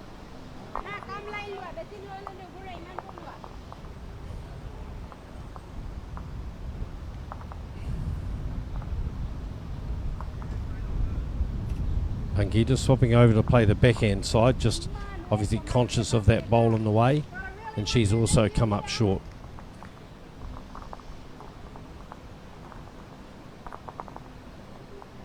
So, Brett, have New Zealand been playing more of a percentage game, and the Indians have gone for more high-risk shots? Yeah, I think that's fair, Bob. I think the Indians have tended to be sort of playing with more weighted shots, where the New Zealanders have tended to draw a little bit more. Here's a good third bowl from Robin, just getting him behind there. You see a little high five from her skip, Leanne Paulson. Yeah, I think they've just been trying to concentrate on getting bowls on the head. Yeah. We've seen the Indians tend to play with a bit more weight, looking for jack, looking for bowl. And yes, they've got some good results, but they've also just been sliding past a few times. So we'll see. In the game next door, it's 11-9 now, after 12 ends. So a really close game. Yeah.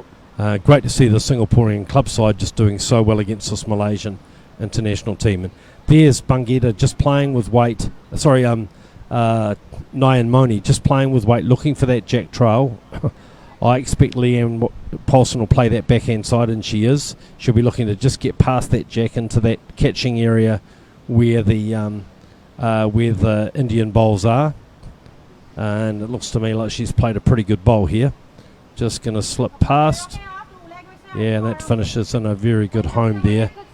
Just in and amongst those, mixes up those bowls. At this stage of the game, you don't actually need the shot when you're holding.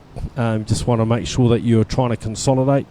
Nyan Moni again, looking a bit closer this time.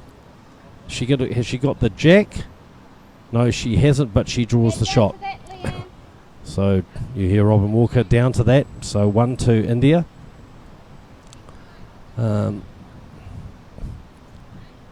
Leanne Paulson with her second bowl here. Very deliberate player. Really fashioned a great record for herself in singles in New Zealand. She's a reigning New Zealand singles champion. Again, just a little heavy. And just finishing past. So it's India holding one.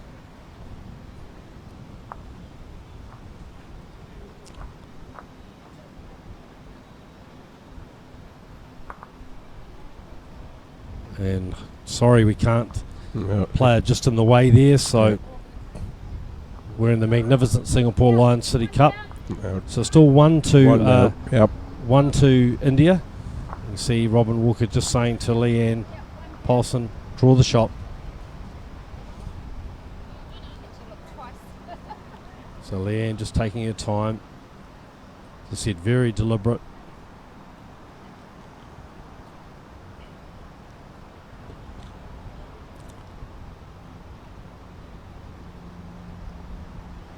Seems a fair bit of interest in this bowl. As it comes down, it breaks towards the head. Yep. Is she going to get the shot? I think so. Oh, yes, what a great bowl. Yeah. What Very a good. super bowl. Yeah. Great last bowl from Leanne Paulson. And that's 1 to New Zealand. And they'll quickly looking to put the mat up. Heading into the last end. Heading into the last end. I'll just want to take...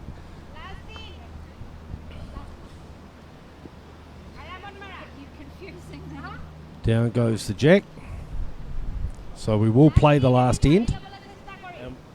And what a great last bowl from Leanne there. Yeah. Just getting a really good critical last bowl. So it was 1 to New Zealand, and they lead 12-7 now, playing the last end. So good to see us get all 14 ends in here. And it'll be Robin Walker with the first bowl on this last end.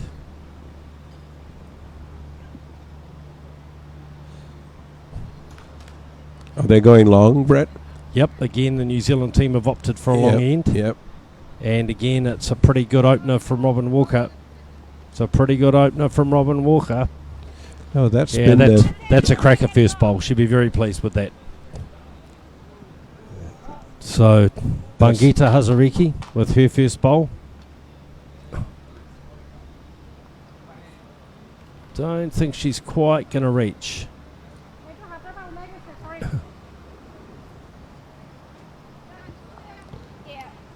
So just pulling up short there. So 1 to New Zealand. They lead 12-7. Last end not up on the board yet. And Robin Walker with her second bowl on this last end. And again, she's played a good bowl here. It's a good ball coming in. Yep. Yep. So 2 to the Kiwis. They've been so much more comfortable with this length, and Yeah. for whatever reason, the Indians haven't adjusted to it. Right? No. Whether they expected to be playing short end. So that's the bell for the last end. So it's we've reached time, and Leanne Paulson just saying to Robin Walker, just taking her time. No need to rush now because we've got time. And they've got a comfortable margin. Yep. Yep. And in the game next door, the Singapore team against Malaysia, leading by 2. And I think, who's got the shot there, Edmund? Is it the last end also? Yep. Yeah, I think it's 1 to Singapore, so that we could be heading for a major upset in this first round with the World Indoor Champion.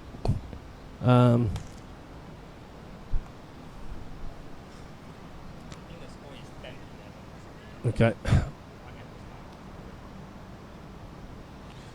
Oh, this. So New Zealand looking like they're holding 3 here. They lead 12-7. They won't be too worried about how many shots they get. They'll just be focused on how many shots they drop. Because you definitely wouldn't want to drop a 5 or a 6 here, given all the hard work they've done. But 3 bowls each for the skips, obviously, here. And it's been a really good opening game here at the Lions City Cup. Really high quality game, Bob. It has. Very interesting, and the Indians started off very strong, playing mostly to a short end. But then New Zealand got comfortable and started playing a longer end, which destroyed the Indians. Yeah. They just didn't adapt to it. So Leanne Paulson just puts a back bowl in with her first bowl. Just playing a little bit of cover. Oh, a drive now. And so we've seen a real upset in the game next door. The Singaporean team, Edmund, who was in that team? Jenny and Janice and Eileen. Eileen, and they have beaten the favoured Malaysian team by, we think, 2 shots in this opening round. So there you go, a big surprise there. So Leanne Paulson again around the back. I expect Nine Moni will be attacking again here, looking to see if she can just reduce the count. Yeah. She's on the drive. Close. She gets her own bowls. She gets a bit of a result. New Zealand still holding 3. Yeah. So a little unlucky there, made contact, but the New Zealand bowls just locking there. So New Zealand's still holding 3 here on this last end. They won't be worried too much about how many shots they get. They'll just be focused on but India can't win the game now.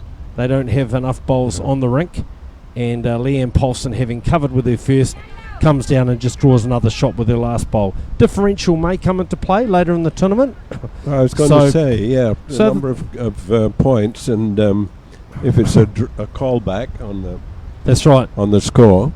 Nine Moni with her last bowl of this last end, and looking for the jack. She's just going to slide underneath. So that's going to be a count of 4 to New Zealand, which and they finish this game in fine fashion. So it's a 16-7 win. New Zealand's... Ladies and gentlemen, for the 12 o'clock round, please take your places. New Zealand's Leanne Paulson and Robin Walker.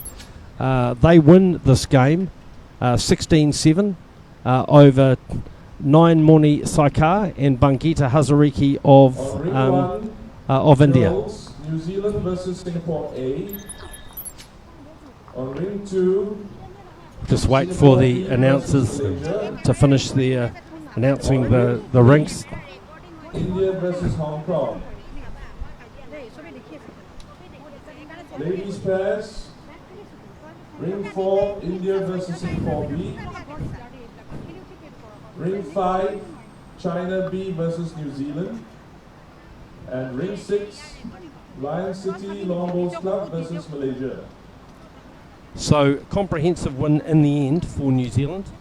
They win 16-7 here at this Lion City Cup, and in our next game we'll be showing you the girls under 25 pairs, and that will be between Malaysia and Singapore B. On behalf of my co-commentator Bob Gatty, and thank you for being with us here at Tangland Bowling Club. We will sign out briefly, grab some water and some food, and we'll see you back at 12 o'clock Singapore time for our next game. And thank you, Brett, for a comprehensive introduction to some of us through the game of bowls, and a very interesting game which the last end sort of epitomized the game in a way, didn't it? And we got to thank our production team also. They've done a good job. Yeah, we sure do. Thank you. Thank well you. done. And SCC. Skip for Singapore A and SCC. Please come to Vice Desk, please.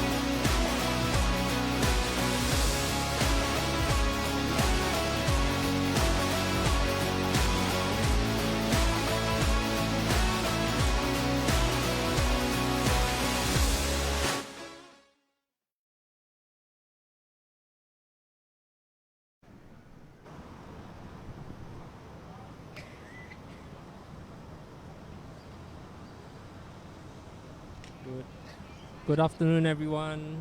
I'm Edmund. I'm from both Singapore and one of the organizers for this competition. So today we will be featuring a match between the Malaysians and Singapore B team under the girls pairs discipline. As you can see from the screen right now, they are just about to finish their roll-up and we are waiting for the bell and the announcement from the ITOs and umpires. The umpire and ITOs on duty. ITO, in fact, they are both ITOs, right? Andrew Lim from Singapore and Asmil Razak from Malaysia. So interestingly, that's how we line up on the green as well, the match that we are featuring. So I have to say that this competition is a good collaboration between the Malaysians and Singapore, the Singaporeans. Just for example, FIBM TV, they are a team from Malaysia helping us with their expertise. I do know that they live stream almost all their national competitions, while Singapore, right now under both Singapore, we are limited. We go towards the deep end of the knockout stages, and then we will start featuring some live stream and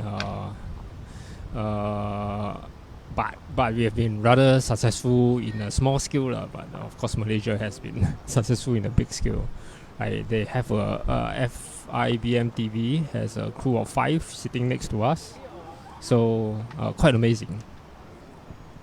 And lots of equipment. So I've not seen so many equipment for a long time. Right. So we're just waiting for the bell here.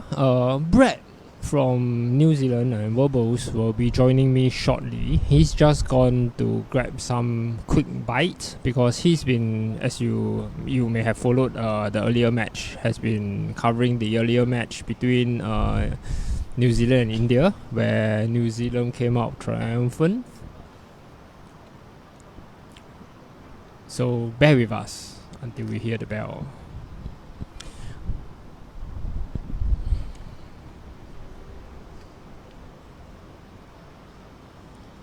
Just looking at the lineup right now between the two teams.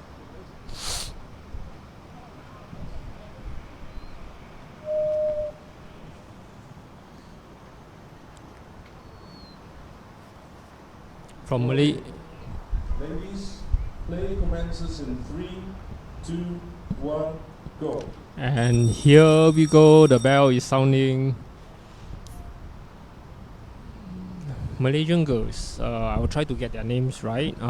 Nurul Alia Fitra Muhammad Ali and Ain Nonawa Sam and Nohisham. So I think I got that 80% right. Quite proud of myself. And against the Singapore B lineup of Cheryl Tay and Gail Ang. So I know quite a bit of the Singapore youngsters. I'm the academy director, right, or academy coach, and I train them every weekend. And some of them has subsequently joined my national squad. So Cheryl on screen now. You're waiting for her turn to bowl, and she's bowled rather good first bowl, maybe a mat long. Cheryl, she's 24 years old.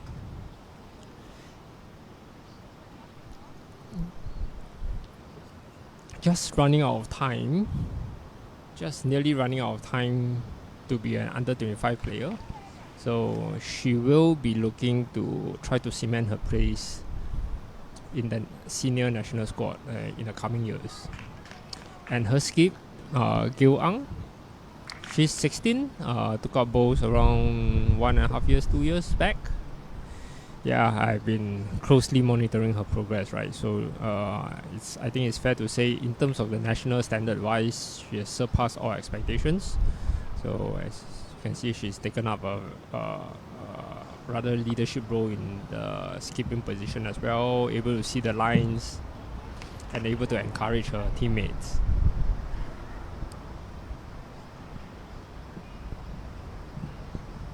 So if I'm not wrong, Nurul is the Malaysian skip. Malaysian lead, sorry. And she's gone a bit narrow and heavy. And Cheryl is holding 2. Bear with us in terms of a bit of instability in terms of the camera, right? We are feeling a bit of a wind. And it's shaking the cameras a bit. So hope you don't get some motion sickness out of this. Here comes Brad. But we'll give him some time to settle down.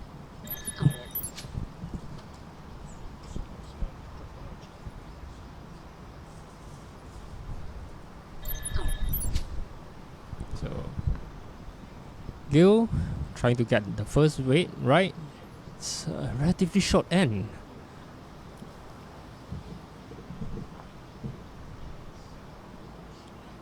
And that's number 1. So Malaysia team will be trying to stabilize themselves, not try to have too slow a start. But looks slightly heavy-handed right now. As I said, this is like near the minimum. It looks like the minimum.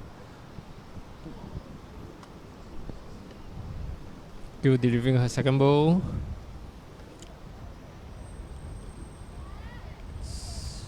Swinging in nicely. Looks a bit wide, but in the end, that final hook made it look really respectable. Great delivery style from the Malaysians. And the bowl speaks for itself.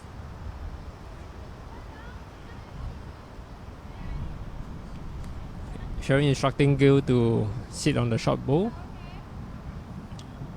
And if she's successful with this, potentially will be a great conversion. Looks requiring a nick and no cigar. Just doing the same will get them 2, the Malaysian teams.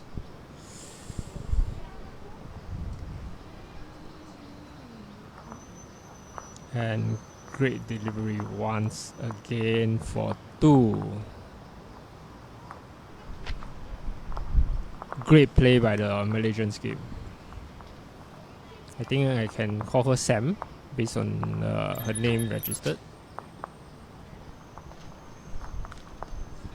Or Ayin.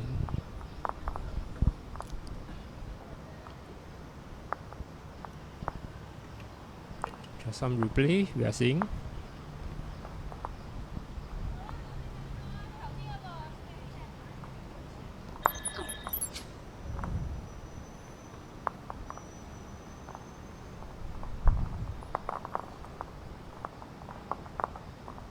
Confident bowling there by the skip. And I think both skips did well.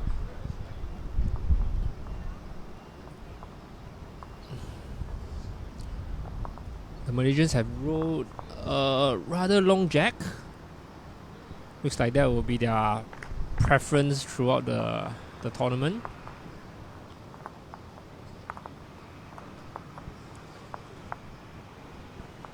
Nurul with the yellow bowls.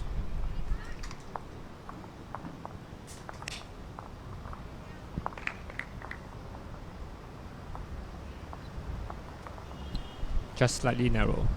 Brad, welcome back. Yeah, thank you, Edmund. Just doing my dual responsibilities of managing our New Zealand players and running around and getting some food and some lunch for them. Look, great to be back here at the Lion City Cup. What a great first televised game to have. Of course, I'm a little bit biased being from New Zealand, Yeah, but it was naturally. a high quality game between the New Zealand pair of Leanne Paulson and Robin Walker and the Indian international pair of Nayan Moni Saikar and Bangita Hazariki. But now we move to what I think is one of the most exciting parts of this Lion City Cup, and that's the under 25 competition. We're seeing some great bowls. Tell us a little bit about the players in this game, Edmund. Yeah, so I've introduced them earlier, but I'll just repeat again. From the Singapore team, we have Gil, who Yes. who is 16 years old.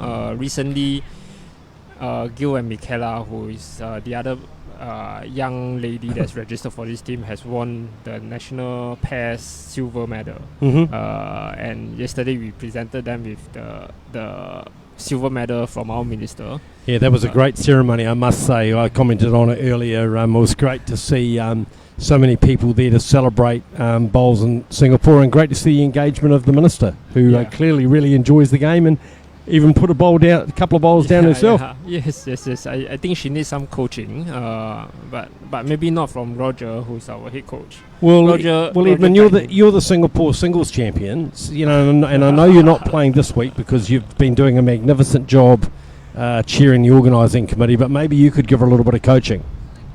Maybe.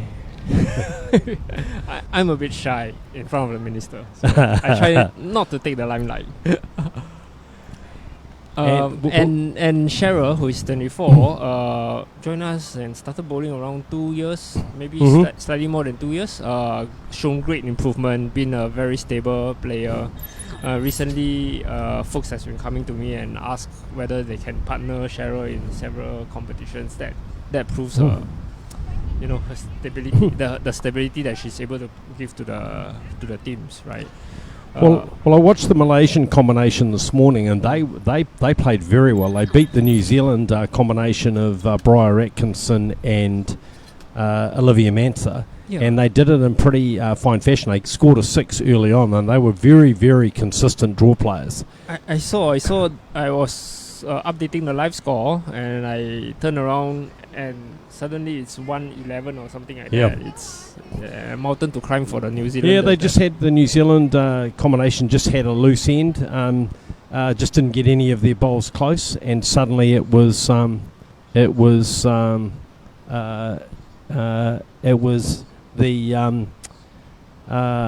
it was you know 6 to Malaysia, and they were already leading. I think at that stage about 3-1.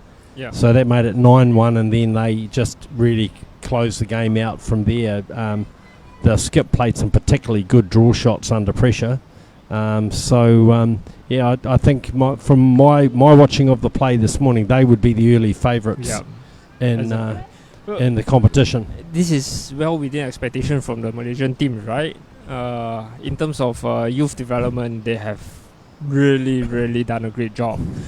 Recently, we have sent teams to the Matsuri Cup. You know, they have kids so short and so young that you couldn't believe that they are playing those type of top class bowling. It's really amazing, and of course they gave us the run of our money, and it's really impressive how many new players are coming out from Malaysia. Well, and we know that they're incredibly well coached. Eddie, their coach, is here, who's had fantastic success with the Malaysian team. Izzat, their top male player, is now ranked number 2 in the world on the World Bowl Series ranking. So ranking points available for the open events at this Lion City Cup. And Noor Farah, who's playing in the pairs for Malaysia. She's skipping the pairs. She's ranked in the top 20. And the women, I think she's at 12 in the women's ranking. So, and of course they've had some great players over the years, like Safawan Saeed in the men, Siti Zalina Ahmed in the women. So you know, it's a rich history that Malaysia have built up since they hosted the Commonwealth Games in Kuala Lumpur in 1998, and so it's been it's very, very good to see not only their established players doing well, but a lot of their juniors. So So what can we expect from the Singapore team in this game? Well, I think what Cheryl will provide is a pure level of stability. She will challenge in terms of the drawing, as from a Leeds perspective, against the Malaysian. I'm quite confident of that. It's just about keeping herself focused and not have a loose end, right? Gail loves a big hit. So when just like what you're seeing on screen right now and how she's converted that, Yes. she loves a big hit. She can visualize the line, and as a result, I think I'm hoping, at least as a from a Singaporean's point of view, and as their coach, they can really stand up to the challenge. This is Bowls, right? Anything can happen. Absolutely. And of course, we saw a real upset in the Open Women's this morning, where the top Malaysian combination were beaten by a Singapore club side. Tell us a little bit about that, Edmund. No, it's not a Singapore club side. Oh, It's okay. a Singapore B team. Okay. Singapore B team. So, Janice and Eileen have joined our national squad for around 3 years now. Yes. And when they first joined our national squad, because of the relatively low playing population, we saw some potential in them, and we start developing them. And we let them have the opportunity to train with the national squad, and of course they have come leaps and bounds. They form a very, very good understanding between each other. Individually, technically they have lots to improve, but when it comes to a team game, their teamwork is top notch, right?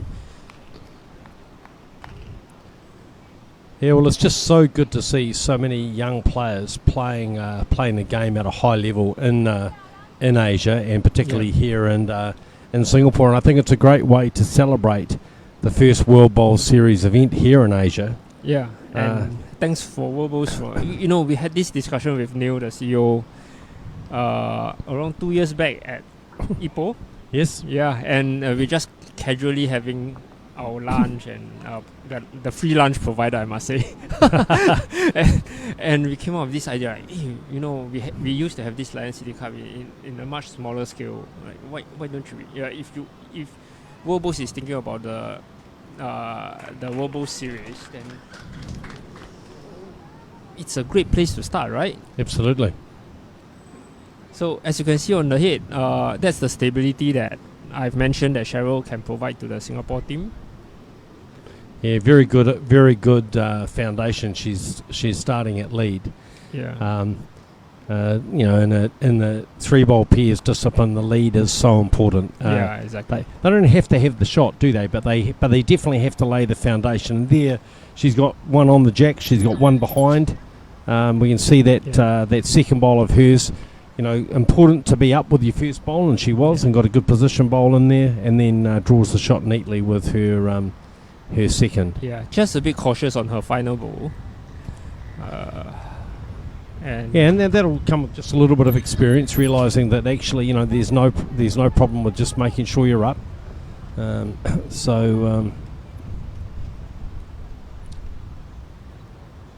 Gail comes from Edgefield Secondary School. Yes. I've written some letters for her to be excused from school. In fact, she's taking her O-levels in I think next month or a couple of months' time. So Yes. I'm happy that she's able to make it. And one of the reasons why for the Singapore youngsters we have registered 3 players is because one of the youngsters is taking her PSLE. Yes. And Gail is also affected by the mid-year exams in preparation for O-levels. So some of the days they will have to attend the exams.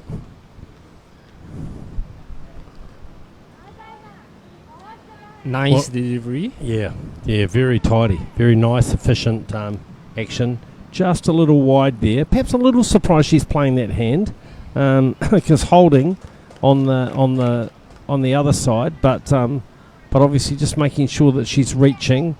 She can expect the Malaysian player to be playing with weight, and she is looking to sit the bowl or trail the jack. She's just going to be a little wide on this occasion, but you can see what she's trying to do. So very sensible to be getting some catching bowls there. Yeah. Singapore will be desperate for a second bowl. Yeah, absolutely. You definitely don't want to lose that bowl. That bowl is gone. It's 4. It looks like 4. So this time, she's on the backhand. So she'll want to try and just slide underneath those front bowls and see if she can get another shot again. I think she's a little wide. She's coming now, so well, that's a good bowl. That's a good bowl. A great bowl. She played that very well. I thought she was a little wide, but she had very good weight. Yeah. And just coming off that bowl, that's good. That's third shot, and so that consolidates that in quite nicely for Singapore. Takes away the risk of losing a big number.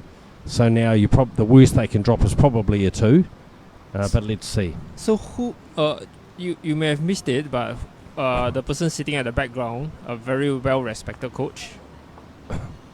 Well, that's one to Malaysia. Very good shot there. Sure. So Eddie is at the background there, clapping his team. Yep, Eddie sitting on the bench there in the white shirt. Just a legend in the game. Been one of the world's top coaches for some time, and just such a fantastic, energetic person in the game. Very quietly spoken. Provides gentle encouragement to the players, and what a good player, what a good coach he has been, and what a big factor he has been in Malaysia's really dominance in world bowls play over recent times. Especially recent years, right? I think they have slowly started to come back stronger. Maybe has been a bit quiet for some number of years, but now they are really, really getting on the world stage. Yeah, I think there's been a bit of a changing of the guard in Malaysian bowls. I mean, Siti Zelina Ahmed, who was really one of the world's top players for so long, her and Lena have now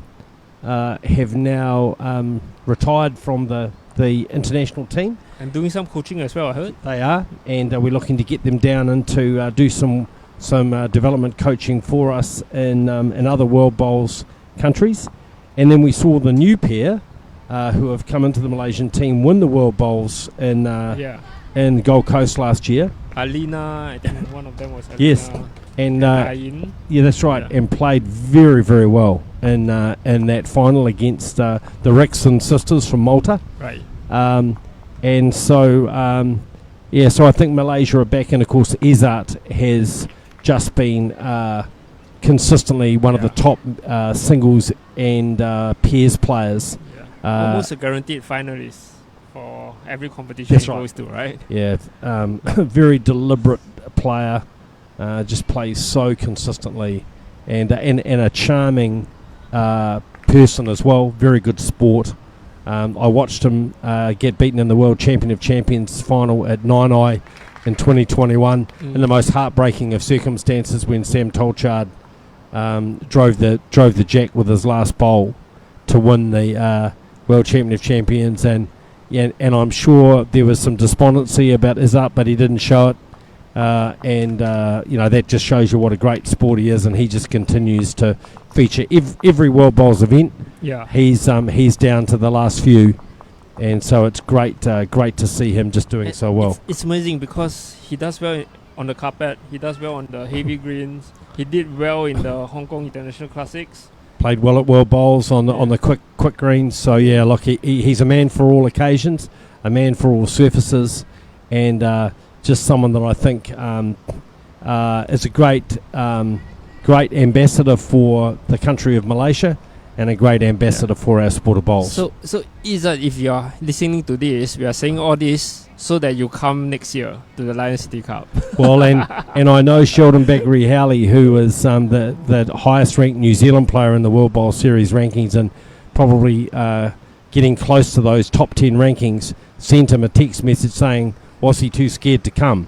But I know that wasn't the case. I talked to Eddie and said, who told me it was just time for some other players to have a chance to play, and obviously every country's looking to give players a different chance, at this international level, and we've seen that with so many young players here. So, I remember the previous edition of Lion City Cup well, and because we were doing it in way smaller sort of capacity, the Malaysians sent their development squad members. I think all below 16 or 18. They look so baby faced, right? And they won the whole thing. It's like they came, they dominated, and took away quite a lot of silverware and money as well. So yeah, look, it's as I said earlier, it's just great to see so many young players coming through in our game, and we're seeing, as we can see in this game, a very high standard of play. They might be young and they might be inexperienced, but they're playing with all of the ability of players that have played the game for much longer. So here we've got Singapore skip just unlucky, got on the wrong side of the Malaysian bowl there. So it's Malaysia holding two, I think. Couple of shots here, leading 3-1. We've played 3 ends in this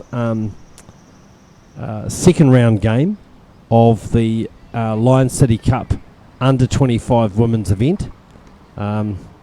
Malaysia were a winner in their first game. How did the Singapore B team go in their first game, Edmund? They lost. They were head to head for a long time, and in fact leading by I think up to 4 shots halfway through a game, but a couple of loose ends.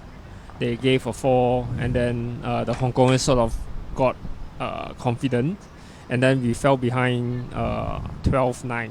And that was when time was running out. So I was the ringside coach. I'm not very sure whether I made the right decision. I told them to hurry up, and we gave additional shot. Oh dear. So they just managed to roll the jack before the bell rang. So we didn't. But I think that's sporting though, because the last thing we want to do is see games being decided by the time here. Yeah. We do want to see, the players coming through. So it's Malaysia holding here, at least 2, maybe 3 with the bowl at the back, which is just slightly obscured. So what can Singapore do with this last bowl? You call it, Edmund. I know Gail, and she's fearless. Well, she's played it in a pretty good line. I'm not sure she's quite going to have the speed. Is she going to have the speed? That's a bit of a commentator's curse, right? Yes, it is a commentator's curse. So now they'll look. They'll look to consolidate this 3. She says 3. Then that out comes the towel. So that'll get 1 on the towel. 2, 3. It looks 4 to me. Yeah, it looks 4 from here. Sometimes the camera angle can be slightly misleading.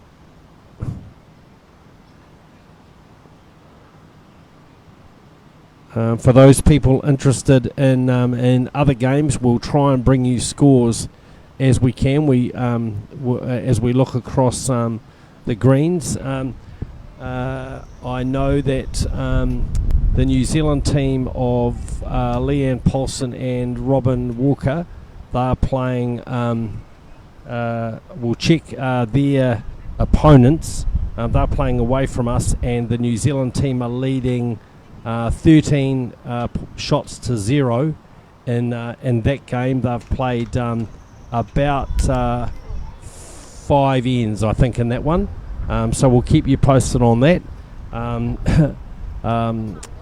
Malaysia look like they're in front in their game, just by a shot, I think, in that match. So we'll keep you posted with those scores as we go through the game. Meanwhile, back in this game, as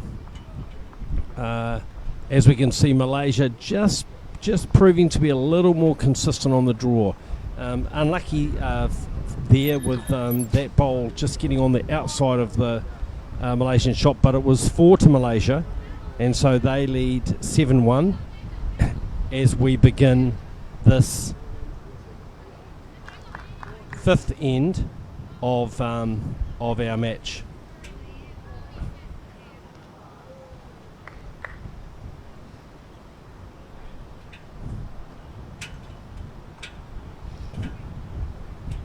the Malaysian combination, Nur Alia Fitra and Ain Nur Najwa Sam.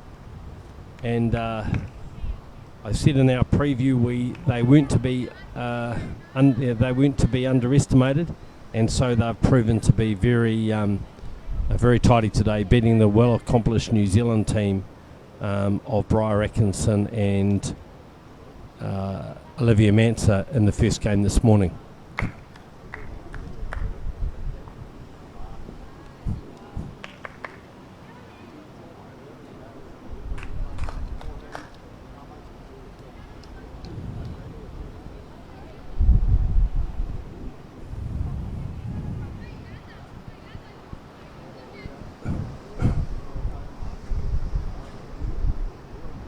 So Interestingly, the ring that's closest to us, ring 1, it's a Singapore team versus New Zealand, Yeah. right? So that's a bit of rivalry between the commentators now. and it's a Singaporean team that have got off to a very good start, leading 7-3 in that game, though I see New Zealand currently holding 3, maybe 4 shots. This Players. pair of Singaporean girls are the more experienced of the two teams that we have sent. Okay. They have represented Singapore on numerous occasions, right? And recently, Kelvina, who is the skip of the team, won a bronze in the Asian Bowls Championship triples. Well, that's a very good bowl by the Singapore lead with their last bowl. Cheryl, yep. Cheryl, just getting in there for Into the mix. Yep, maybe third shot there. The Malaysian lead playing very well, so we can just see Noor really playing very, very good bowls Yeah, here. very consistent. I mean, That's high quality bowls. Here at the Tangling Club, I have to say, a very unique venue. I think it's the only bowling green in the world on the 4th story of a building. really. I think so. And as we gaze out across the landscape at the skyscrapers and other buildings, it really is a unique atmosphere. Yeah, we have to thank Tanglin Club for being the venue sponsor here. When the countries came, I've been telling them that the Tanglin Club Green is the place to be, right? Absolutely.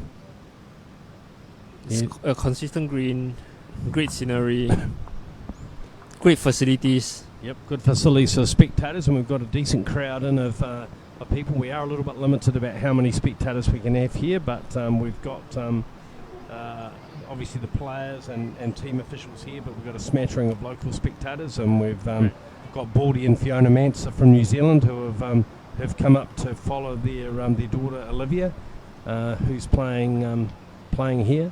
So for the New Zealand under-25 women's team. So yeah, some really good bowls. Well, from Gail's perspective, she got to find her weight soon. I think she's been rather inconsistent with her weight so far, but that will improve down the game, I hope. So Great delivery. Stay very down. good hit. Just going to drop away. Good, definitely good Yeah. weight for that shot. Just looking to sort of land in those bowls here, but unfortunately missed her line that time. It's Malaysia. 3 to Malaysia. And really on this end, the Malaysians haven't had a bowl outside of a metre. It's been very, very accurate play from them. And looking to capitalize and power on the pressure. And she's close again. Very close again. Oh, that's high quality stuff. That's Yeah. high quality stuff. So, Malaysia, we think holding 4. What can Singapore do here? Will she attack Edmund? I have no idea. I hope she does. Yeah, she looks like she's playing with weight. Down on that forehand side, looking to land in those bowls. She's Looks close. like it's tracking, right? She's close. She's played this well. Oh, what a Oh. magnificent bowl. It's one to Singapore. Well, what a bowl. You could say One for Malaysia. One for Malaysia. from But Malaysia. don't worry, Brad. I'm satisfied with that. Well, very, very close. And what a great bowl. Here we see it now, just coming down, just playing with. That was the earlier bowl. That was the second bowl. That was the first. That the was first short. one. Yeah. And we can see Malaysia just adding to the head. This brilliant last bowl from Noah, who drawing the shot. And here we go with the last bowl. You call it, Edmund. Yeah. And nerves of steel. Brilliantly played. Just such a good bowl. So Keeping in touch now. absolutely. That's the importance of that shot. Just one shot makes all the difference. 7-2, Malaysia leads. I think that score should be 8-1. Score should be 8-1. Yeah, short. Yeah. Sorry, we'll just just amend our scoring here. And that's it. Done. 8-1. Still in touch, I reckon.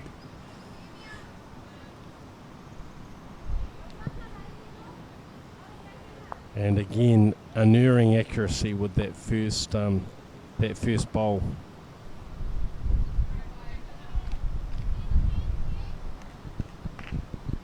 And just when your lead's playing that well, Edmund, it certainly makes it a lot easier as the skip, doesn't it? It is.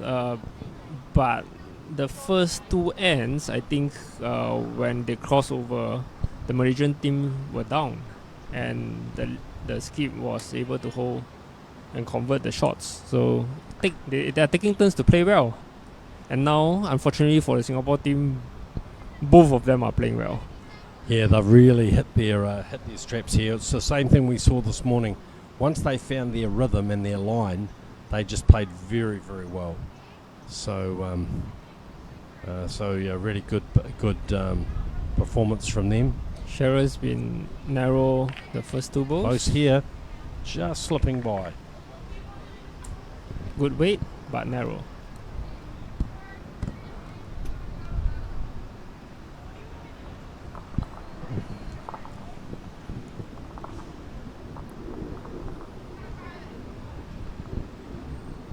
So, again, another really good ball from the Malaysian lead here.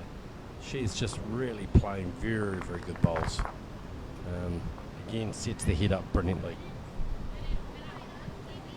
Now Cheryl will be looking for the stability that she's been tasked to provide to the Singapore team. Just slightly missing her line on that backhand side. She's played this one a bit better if she holds. Yeah, she got the slice slightly lucky from whip heaven. there. Got the slice from heaven and just finishes behind the jack. I'm going to call that a second shot. So it's Malaysia holding at least one, possibly two. But that ball weight ended gives Gil lots of opportunities, right? Completely. And a nice catcher there now for Singapore. So plenty for Grace to play to. I'm just keeping a lookout of the adjacent ring, where the rivalry between the commentators carries on. It looks like they are measuring for a shot, but the scoreboard has not been updated for some time now. I'll remind my players to do it, Brad. So the Singaporeans have 10. So it's 10-3 now to 10-3 Singapore, leading the New Zealand team.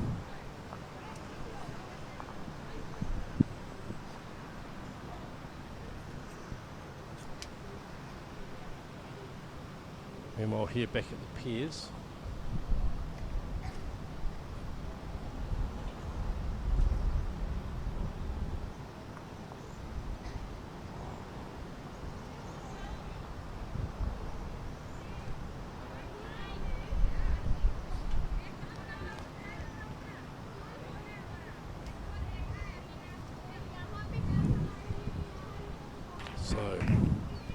Kanuadu with her first bowl.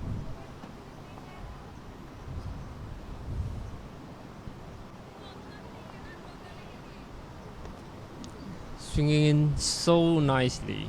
Look at that. Great bowl. Really got that bowl on the string, as we like to say, just playing very, very consistently. You will be looking to build on her last bowl that she delivered. And she's not reaching. Just slightly short, Yeah, around 2 that's- meters. Yeah, it's a shame because she had a good. She's got a good catcher there behind. A good opportunity just to play with a little bit of speed. Yeah, and it looks in the eye of her next bowl as well. So it's a shame. Nuru, because of Gil's bowls, have decided to switch hands. Just missing a line that time. Again, very good speed. You can see just adjacent. So, what's the shot here?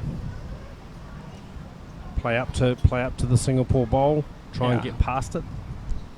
She's got, first thing first, she's got to go a bit slightly narrower to disturb the head. She will do well to avoid her first bowl.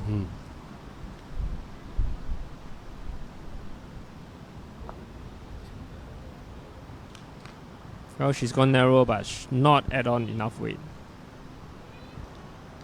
3 for Malaysia. So Malaysia slowly pulling away. Yeah, just that bit steadier, Edmund.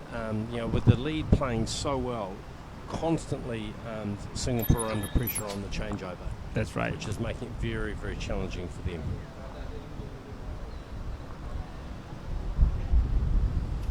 Back on ring 1, it looks like a bit of a loose end from both teams. 10-6 to Singapore now. 10-6. Over the New Zealand team. So, so maintaining a nice handy margin at the moment. It's never enough against New Zealand. Well, 10-6. you don't know.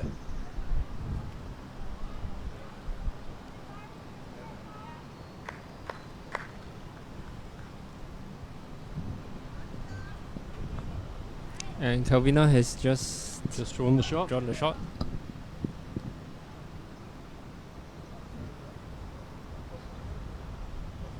What is the score?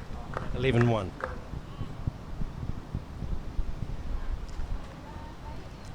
Such good weight control, Brad. Yeah, and Briar Atkinson, the New Zealand skip, just struggling with weight. Just played a lot of short bowls today, uncharacteristically for her. Just not probably adjusting to the conditions.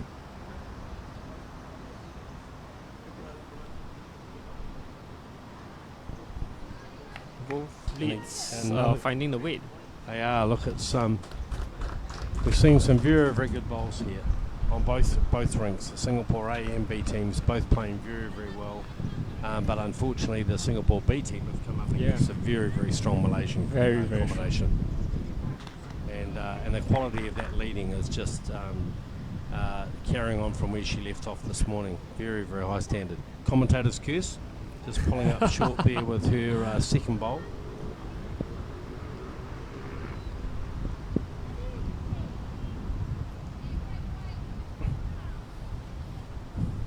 Just forcing the Singapore team to change hands.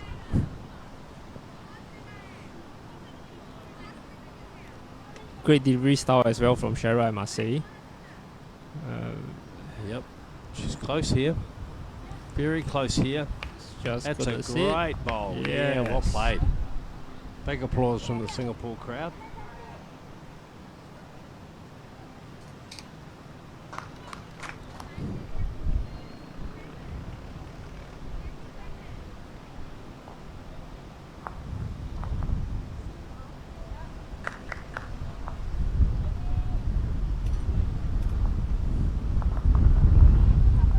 Uncharacteristic Yeah. from Malaysian lead. From Nuru. That's a surprise. Now Cheryl testing her consistency there.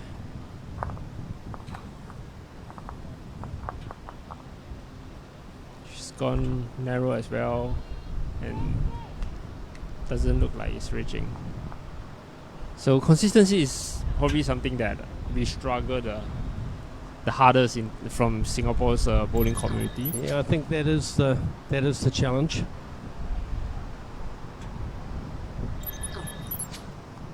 You know, many of us do have that, like one match that we played that we will remember forever, but those matches are like far and in between. Well, I don't know. You must have played more than one to win the Singapore Singles Championship, Edmund. That was a fine achievement. I've tried for 20 over years. That was my first title. Well, it's very good. That's a very good way to start.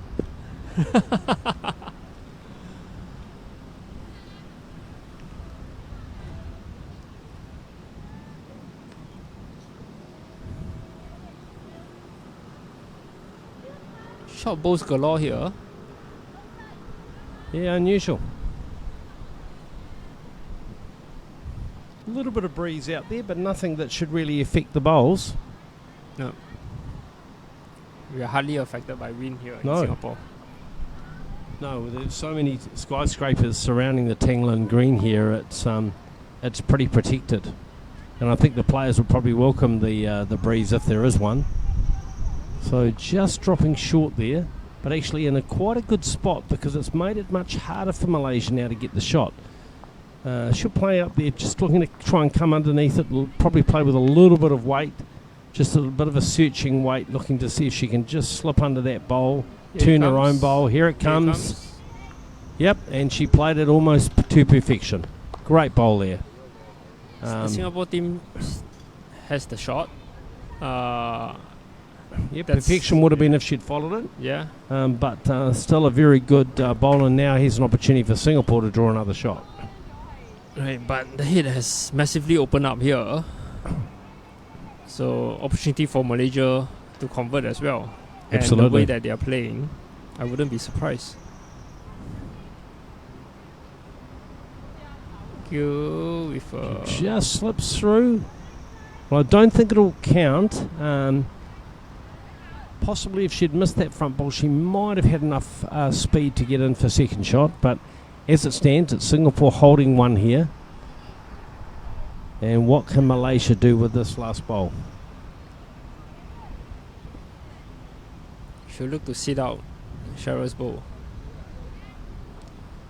If she missed it, she could possibly take the jack back.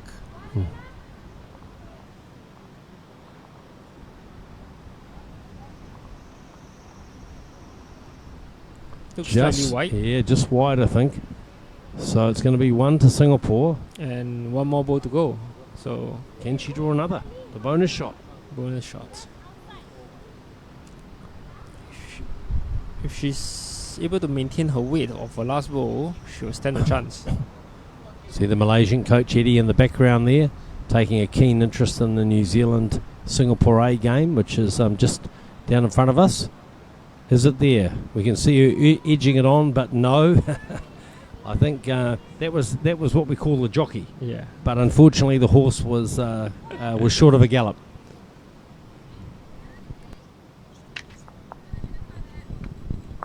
So, Singapore, after winning the second end, has gone on a drought and finally managed to get an additional shot. So, 11-2, 9 shots difference, halfway gone.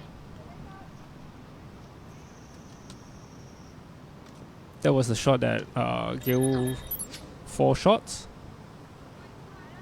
due to the wick of the front bows.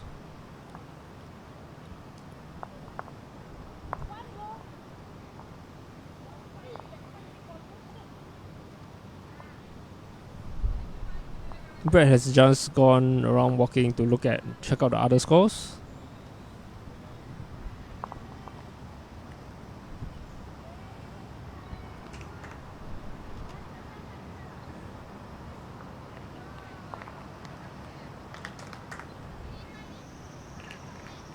Cheryl just going rather heavy on her first bowl. Looks around 3 to 4 meters long. And Nurul will look to capitalize.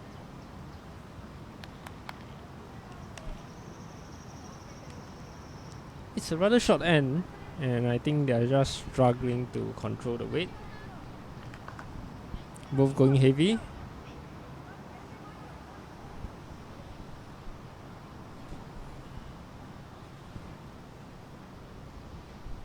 And Cheryl with a great correction.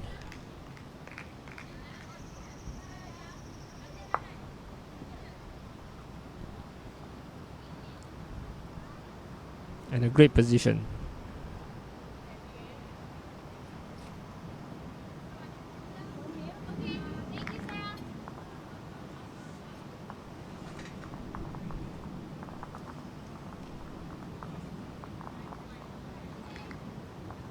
Malaysia falling short.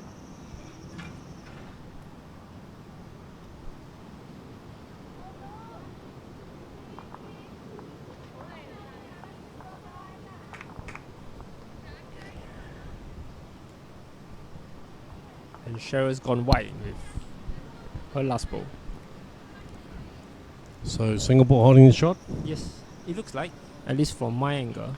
It's been for a little walk, and yeah, the conditions are perfect. No breeze out there. It's just very nice. Well, it's very overcast today as well. So lucky for the athletics here, because it can get extreme. I Let me can tell you, imagine. Brad.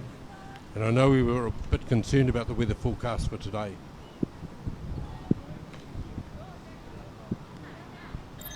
So usually at this time of the year, the temperatures could go up to 35 on the midday. Which is very hot, particularly when it's so humid. Yeah. Players having to take a lot of water in during the day.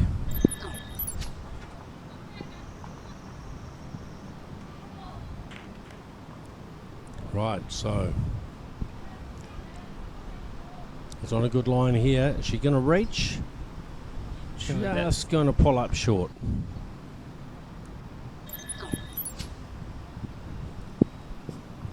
So it's looking like Singapore holding shot. Can they add another one?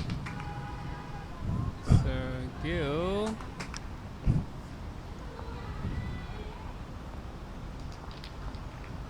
Looks like Gil has added shot. That's a great bowl. That's a number 1 shot. That's what you want. You want to be consolidating those ends, really to put a bit of pressure on the Malaysians so they have to play shots rather than just allowing them to draw to the head all the time. And here she comes. Easy peasy. Oh, wow. Such a good shot. Well played.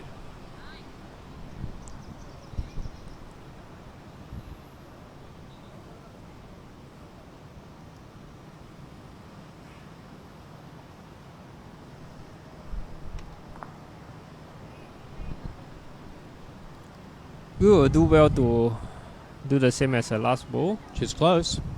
She's close. Oh, she just gets... Unlucky. Well, that's a great bowl.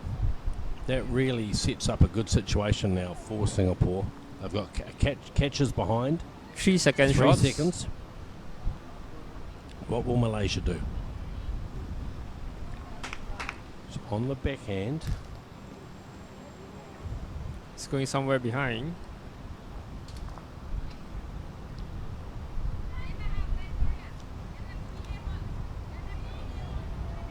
The shot to play is clear, right, Brett? Absolutely. Sit the bowl, trail the jack, everything to play for here. It's on its way. I like the line. I like the line. Is she going to hold for it? Oh, very unlucky. Good bowl. One more shot from a Malaysian.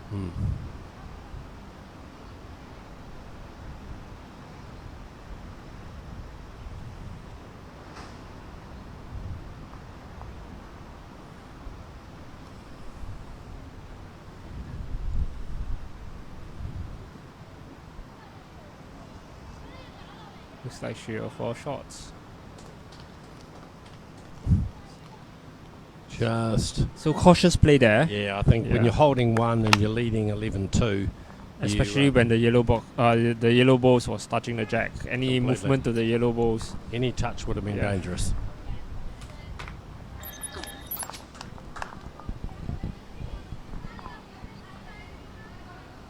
All right, but in the end, it's one more to Malaysia. 12-2 they lead now, and they're very quickly emerging as the favoured combination That's right. in this under-25 That's right. women's event. So maybe just because I'm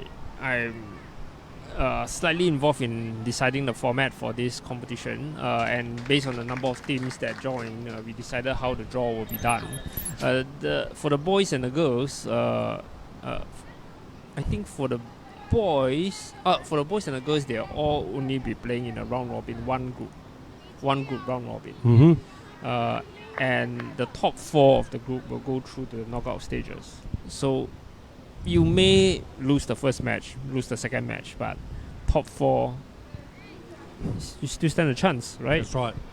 Which I think is a good format, because at this stage in their careers, we want players to be playing as much as we Yes, can. exactly. You know, and opportunities like this for under 25 players don't come along that often to play internationally against their contemporaries, and so I think it's great that we're seeing them play at this level and playing in 2 tournaments. You know, the 14N tournament and then the 2-set tournament here at the Lion City Cup. Talking about under 25, we are going to host a big one in Hong Kong, right? Under 25 championships. Yes, Indoor. and I think that, you know, that's looking like it's going to be a very strong field Exactly. for that event. I just was looking at the field when we were flying up here, and you can definitely see some very, very good players. Notable omission, no players from New Zealand in the event at this stage. I don't know whether that's because they haven't entered yet or they don't intend to, but it would be disappointing not to see them enter a team, given that they've got some very, very good under 25 players. Jordan Keane, who's under 25 player, and I think has only been playing 4 years, won the New Zealand Open Champion of Champions singles yesterday, beating Paul Harrison from Hawke's Bay in the final. So that's a fantastic effort by the New Zealand player. And proximity-wise, it's not too far away from No. New Zealand. No, it's not far from New Zealand. So I'm not quite sure what the background there is, but I'm sure someone from Bowls New Zealand will message me about that. But yeah, with so many promising players coming through, definitely keen to see them play in as many events as possible.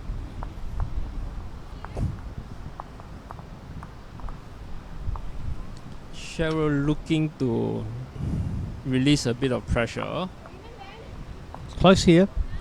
She's going to hold. She's gone She narrow. hold, just going to pull away, but that's a good bowl. That's another second shot. Gives Grace something to play to. Yep. She's just waving goodbye to her bowl. I don't think she's waving to us.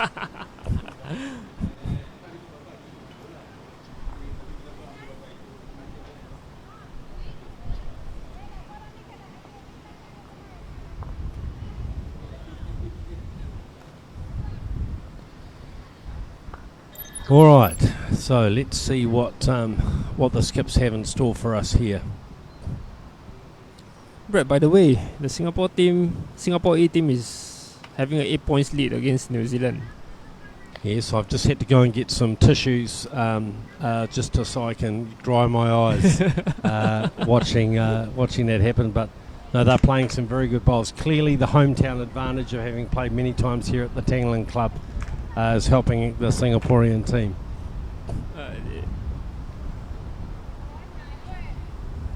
It's a different story with the Singapore B team. The Malaysians dominating, even at this particular end. Gil has fallen massively short. Yep. A bit of pressure, maybe. A bit of disappointment setting in. Yeah, again, Malaysia holding shots here, and the pressure all goes on the Singapore skip. She's risen to the occasion many times in this final.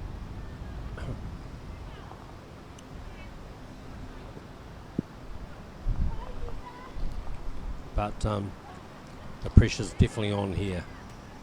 At least 2 down.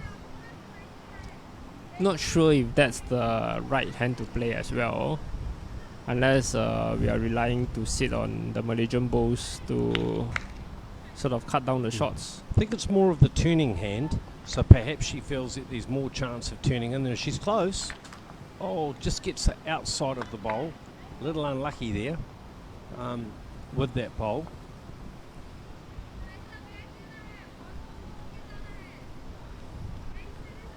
So looking like 2 to Malaysia from our commentary position. Yep. This one's again very close. Applause coming from the Malaysian lead, and yeah, that's a cracker of a bowl. What a great What a bowl. bowl. What a bowl.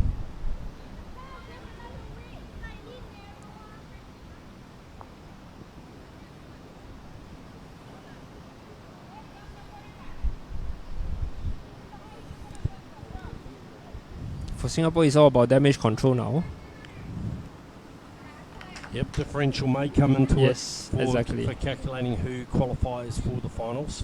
So they'll want to make, and the finals will be seeded, so making sure that you finish in a good position in section play will be important.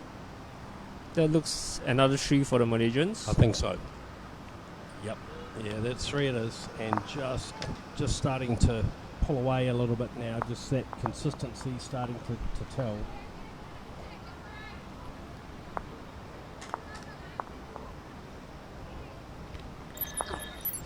Sharon and Gil just needs to get their head clear of what the scoreline is showing. We'll go around the boards. I'll just go for a little wander after this end, and just tell you some of the other boards and give you some of the other games that we've got here at the Tangling Club. Edmund, I must say you and the organising committee have done a fantastic job of this tournament. This really is an international quality event, and I think the players have really responded. That, you know, we're only in day 1, but we've had a couple of days of practice, and the players are really enjoying it. Thank you. It's really hard work. I think generally our management committee is of inexperienced one. It's the first time I'm trying to organize any sort of competition overseas for an international competition. In my role in Bowls SG, I'm also the tournament director for all the national competitions. But that's easy, right? Our competition runs into a few weeks. We try to make it as flexible for the players in terms of scheduling as possible. We do give them choices of which day to avoid if possible. So it's all about getting that engagement, as much engagement as possible. So our point of view from all the more established bowling nations are a bit different. Yep. Right? So we try to serve them as well as possible for those people that put their names in, even if they are a bit inexperienced. We always welcome them with open arms. Well, I think you've been the pathfinders for Asia with this Lion City Cup and this first World Bowl Series ranking event here in Asia. Since we launched the rankings at the end of June, and what was pleasing at the managers' meeting yesterday was just to hear the interest from other countries in Asia. Yeah, exactly. At hosting ranking events. So, I'm one of my favourite saying is seeing is believing, and I think seeing what Singapore has achieved here will give other countries the expectation that they can also participate in this event. So yeah, very, very pleasing to see that we're getting this kind of involvement from the nations, and so thank you on behalf of World Bowls to you guys for just the work you've done, in getting us to this point. Thanks for kind words. Thanks for kind words. I mean, the World Bowl Series. Let's talk about the World Bowl Series ranking points, right? The way that many of the association, national association, are judged upon, or in terms of trying to get as much representation as possible in terms of Commonwealth Games. In our region, we have the SEA Games, are based on whether the government or the sports authority in Singapore or of all the nations, right? In our case, Sports Singapore, who has kindly supported us in this event, view our chances in terms of medal tallies, right? And but with the lack of competitions available for our athletes to join, to sort of get a bit of a reference point, has always been a challenge for us. So with the World Bowl Series and more opportunities in the region, as well as maybe in Europe or in the Pacific, right? That will allow us to, at least have a benchmark against the best of the world. If you've got a some national ranking points, you know where you stand in terms of world ranking. At least we can show it to the authorities and say, hey, give us a chance, right? And yeah, I see tons of opportunities, to be honest. And I think that what's been interesting for this event is a number of the players have funded themselves to come here. So the New Zealand team that I'm managing is an unofficial New Zealand side. It's not funded by Bowls New Zealand to be here. So the players have funded themselves to come. They've had assistance from, in some case, bowling clubs. So the Gore RSA Bowling Club in Southland have funded Sheldon Baggery Howley in the men's team. Robin Walker, and we've had OCGL Consulting, who have sponsored the entry fees for the New Zealand players. We've had fundraising that the players have done in New Zealand, some of it online to get to the event. So it shows that there is the interest from the players in playing in these events. You don't have to be funded by your national association to attend. Right. And the beauty of this tournament is with having two tournaments within a tournament, means they're going to get plenty of bowls over the next 5 days, 6 days in fact, to be playing in these things. So I think that's great. It really gives the players an incentive, and you can see that they've responded, and there's a lot of interest in the rankings from the players, because many of them have come and talked to me about it. So I think that's great.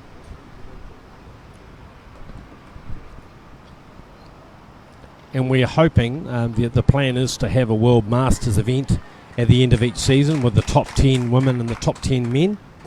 So that's an incentive for all of the players in the open events to come here to get ranking points. Yep.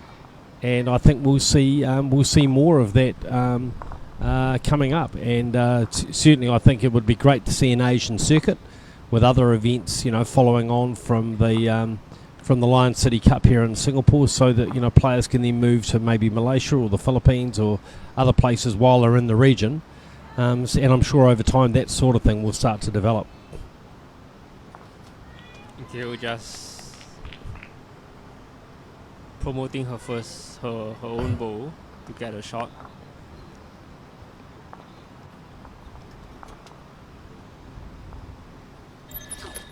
So here we'll see it again on the replay. That's her first bowl. That's her first sliding bowl. under there with her first one.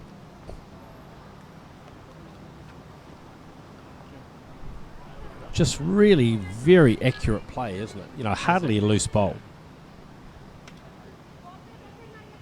And this great bowl. Absolute cracker. So 1 to Singapore. 15-3, 4 ends to go. Hard to see them coming back from here, but they've got all the incentive in the world to try and get... narrow the gap. Yeah, absolutely. Sometimes if you know that you can't really catch up anymore, the the pressure is off. You just play your A game. Absolutely. And it is a long tournament, so players are going to have bad games. They're going to have games when they're not as accurate as other times. And so it'll be a test of stamina and ability, even for the junior players. It's pretty humid, not so hot today, but it's humid out there, and of course they're working pretty hard in there. So those watching online right now and following the competition, you may be a bit disappointed that the live scores on the website is not updated. That's because I'm commentating, right? So I'm the one updating the live score here at Tanglin.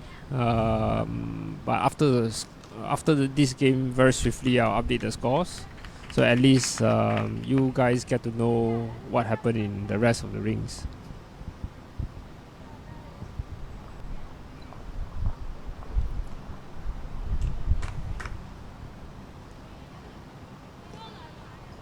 So I'll go for a wander as soon as this end is finished, and just see if I can get some scores from some of the other games. I can tell for those people in New Zealand who are watching that Leanne Paulson and Robin Walker are leading their game. I haven't had a chance to have a look at that board for a little while. I'll see if I can just catch the score from here. 16-6 they lead their game. Thank you, Fiona Manser, who's here supporting her daughter Olivia Manser in the under 25 women's event. So that New Zealand team following their very good win against India this morning in the open women's pairs, they are leading this afternoon, and they are one down on the head as I look across to their rink. So if they're leading 16-6, that'll make this 16-7, depending on the outcome of the last bowl from the opponent, who has just come in for another shot. So that's 2. So that'll now be 16-8 in that game to New Zealand. So they got away to a flyer. They were 16-0 in front, but the opposition have slowly started to peek them back. Meanwhile, back here, it's looking pretty tight, Edmund. I think maybe the shot to Malaysia, but that wing bowl. It looks like 3, right? We're on a slight angle here, so when I look at the screen, perhaps it is 3 to Malaysia. Grace plays her last bowl. She's got plenty to play to here. Bowls on both sides of the jack that can be turned up, or just got past. So Gail will look to reach on her first bowl. Just going to fall short. Beautiful line. Really looked good, but the jockey couldn't get the horse home. So unfortunately her bowl just dropped short as her lead urged it on like a jockey. Great, consistent. Malaysian players have played with such good weight. Yeah, consistent. Just slightly unlucky. Yep, turned down a Singapore bowl, so maybe only 2 now. What can Grace do with this bowl?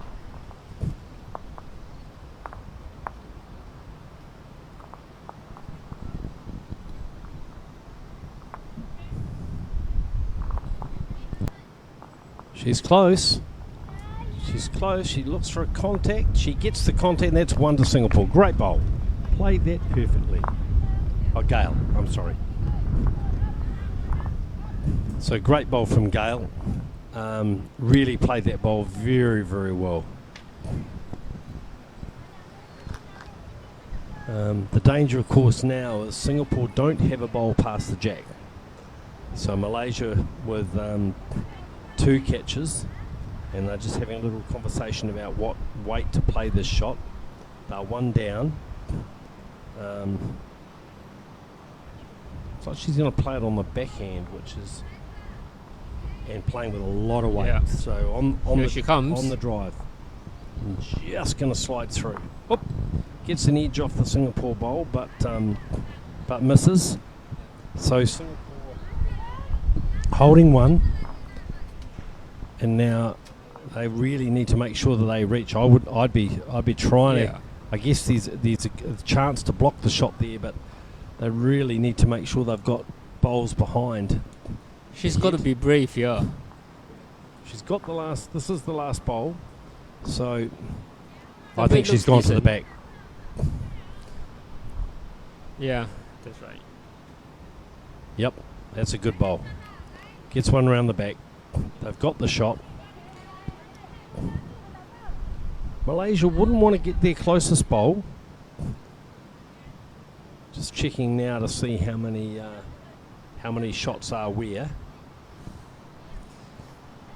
So she's indicated one down, meaning that if she's accidentally taken her own shot out, they could go two.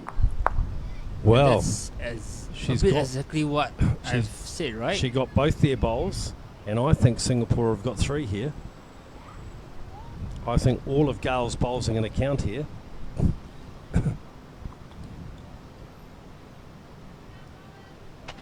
Yeah, so Just a two. decisive moment in the game. Just two, I reckon. I think it was three. We'll have a look at the board.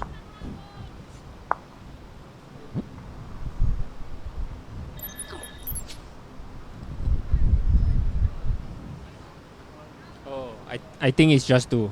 I think it's just two because I'm just waiting for the board to be adjusted. So we've played 11 ends, and it was three it was shots. three. Three shots. Well to, done, Brett. To Singapore, and yeah, Well caught, Brett. 15-6. I mean, they're still a long way back, but that shows the fight that these players have got and what they're doing. The gap is down to a single digit. I'm happy with that. Well, I think against a high quality combination, and I'm sad to say, because I'm going to be biased for a moment here, that our New Zealand team are trailing Singapore 18-9. All right, that's still a single digit lead. So Edmund now has a very big smile on his face. And Sarah has drawn in one right next to the jack. just on cue. And just as we're doing the commentary, the legendary Hong Kong player Heron Lau has come to I know he's in Singapore on holiday, so he's just come to watch the Hong Kong players.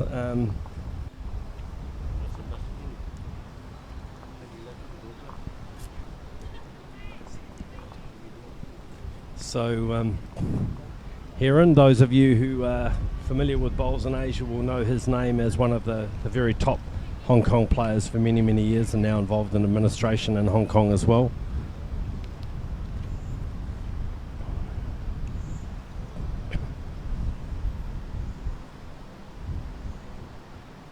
Over in the New Zealand game, I can see Robin Walker has two bowls on the jack. In their game, they are leading 16-8 in their second match. But in these conditions, you know, it's you've got to keep working at it. It's not easy to have difficult to have a loose end. But at the moment, that New Zealand team looking like they are in command. I'll go and have a look at the other results, and I'll be back with you in a second. Right. So Cheryl has been struggling with her line from what we observed for the last few ends, and Malaysia Nurul has just added additional shot. It looks like it's two, but Gail has been doing rather well for the last couple of ends. So let's see what she can do with this.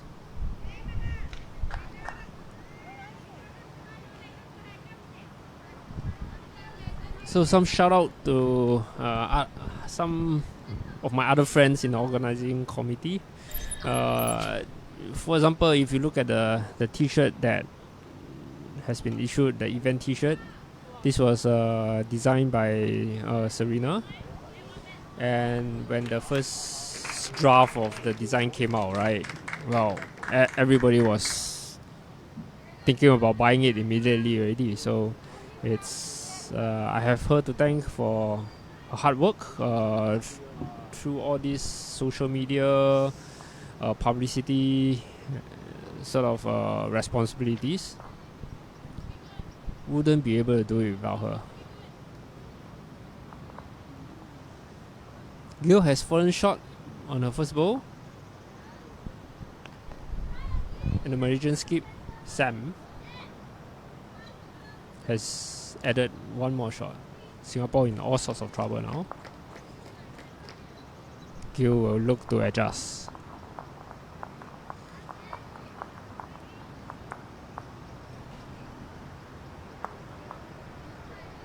Smooth delivery.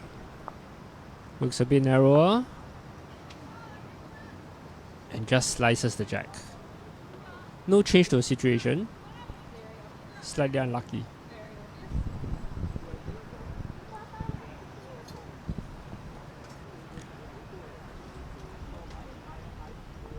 In my wildest dreams, the Singapore A girls team is leading New Zealanders 22-9 with last one end to play. This is as good as it gets for us and all our hard work over the past few years.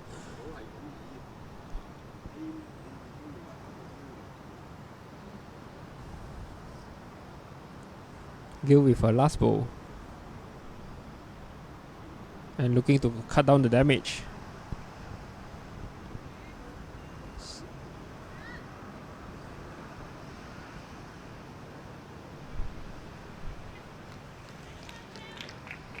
And Gill has drawn the number one shot.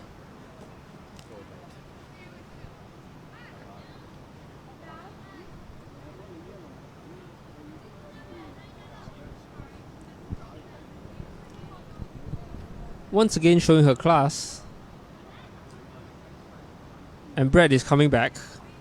I'll just try to not smile to him. So just looking at the scores in the Open Women's event, Malaysia are leading LGLBC 13-10. Okay.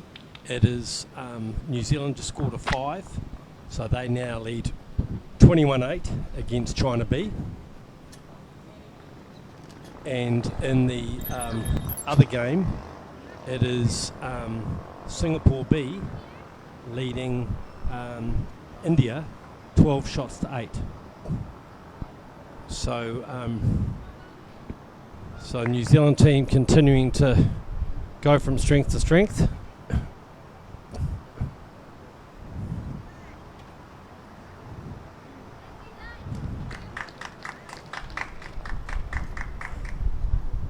And here we have just Malaysia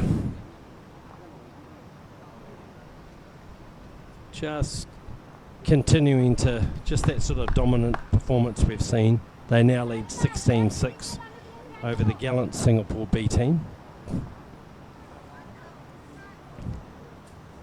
So, very hot conditions here, probably the heat of the day for the players, and but we're seeing some very good bowls nevertheless. And at the moment, it's looking like this Malaysia team will remain unbeaten in the women's under 25 event, and that New Zealand will remain unbeaten in the Open Women's event, a combination of Leanne Paulson and Robin Walker. And it may be that Singapore B remain unbeaten if they're able to beat India. I see India have just scored on that end. That brings the score to 12-9 as we get down to the business end of these games. 14 ends we're playing, an hour and 40 time limit. Fortunately, most of the games got completed before the time limit this morning. Actually, the under 25 games were much slower, and And so we can see the pattern starting to emerge already of the competitive teams in this event.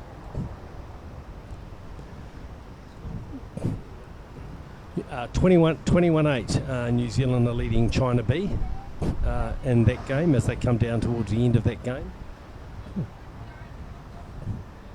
So some very, very good bowls being played here. Meanwhile, back in front of us, it's Malaysia leading Singapore B 16-6 in the under-25 women's event here at the Lion City Cup. And it's Singapore leading New Zealand 22 points to 9 in their game in the under-25s.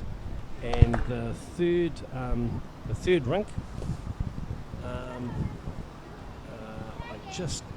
it's Hong Kong playing India, and I'll just see if I can get a look at that scoreboard. It's 10-7, India leading Hong Kong in their game in the under-25s. So pretty close all round in the event.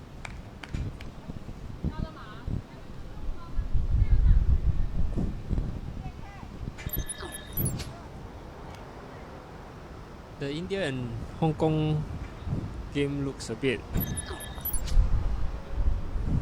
behind in terms of time.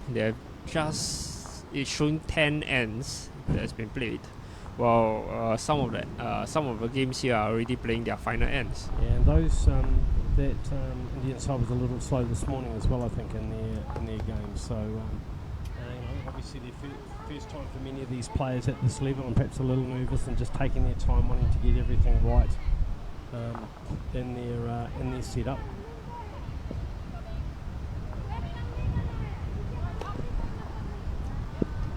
So it's Malaysia holding shot, just the one, as Gail plays her first bowl on this 13th end. This shot will be hard to beat unless you get the right knock off the yellow one. But the first prerequisite is to reach, right? And Gail has not done so.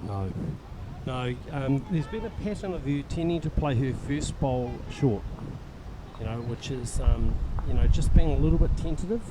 You have to make those shots count, and so I'm hoping that, one of the takeaways she'll get from this game is just making sure that first bowl, sometimes, you can just, as you cross over, just be a little bit quick in your preparation.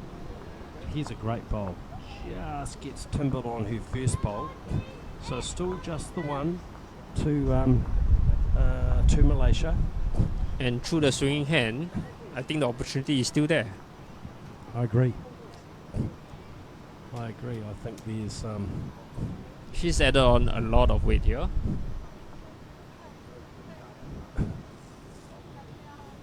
And it's going straight in.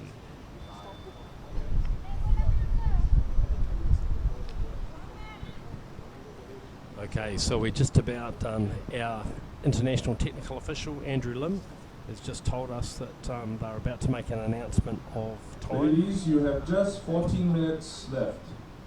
14 minutes. So 14 minutes left. So that suggests that this 16-6 scoreline won't be bettered. But there's some other very close games out there which are going to go down to the wire. So we'll try and keep you across a number of the of the games that we're watching.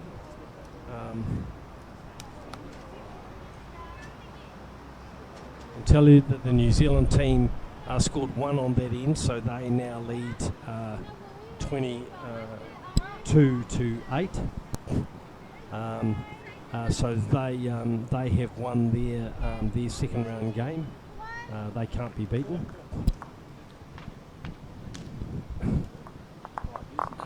Still tight in the LCBC, the Lion City Bowling Club Malaysia game. It's tight in that match. So the Lion City Long Bowls Club Skip is actually a very experienced player. Her name is Tan Bien. Nowadays she calls herself Regina. Yes. She's actually won a silver medal in a singles tournament in Asia Long Bowls Championship before. So she lost in the finals to Siti Zalina.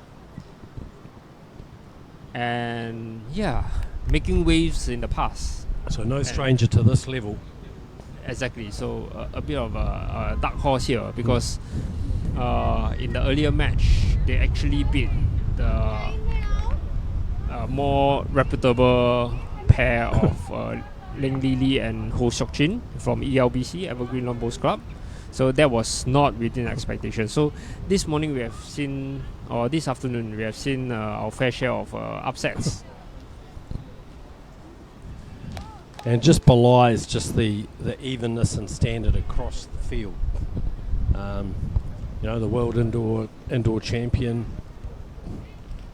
Noor Farah, playing in at the moment out in front of us. Malaysia just looking like in that open women's game they've got their nose in front. It's New Zealand that are going to comfortably win their game. And it's looking like Singapore B will beat leading India in that game. The board still says 12-9, but I know Singapore have just scored. I think maybe just for one, so I'm thinking it's 13-9 to Singapore in that game, which would be another surprise that the Indian team, skipped by Commonwealth Games gold medalist Nayanmoni Sakha, they were beaten by New Zealand in the first game 16-7, and it's looking like they may well lose the second game against Singapore. So that's one of the more favoured teams, certainly on paper. But it shows just how even the competition is here. Exactly. And what's the best thing about this is that let's say you struggle in the ends format of this competition. There's still the sets format coming up. That's right. You can still come back with something. Yeah.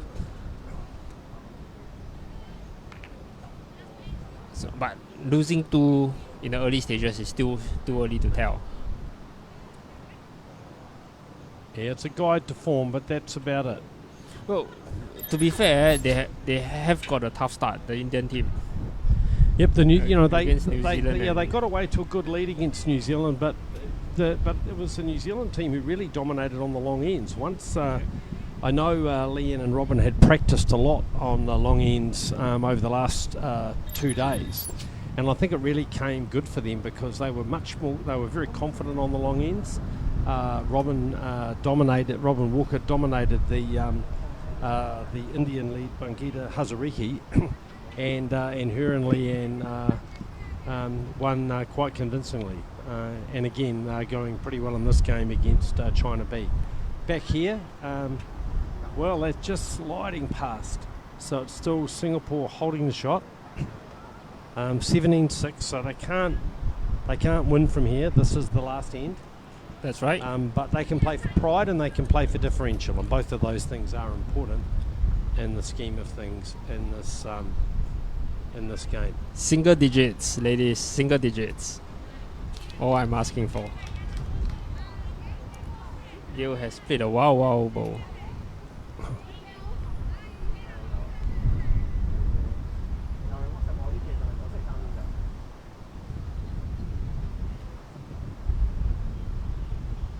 So we'll just keep ranging across the ranks. There's some very, very good play going on. Oh, what a bowl. What a bowl by Sam.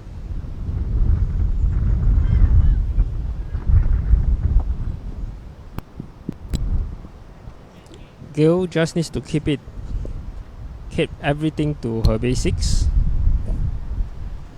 It's an open head and she can draw. So just looks a little bit light. Just looks a little bit light on it, Edmund. Yep. Yep. Looks like my dreams of a single digit differential is slowly fading away.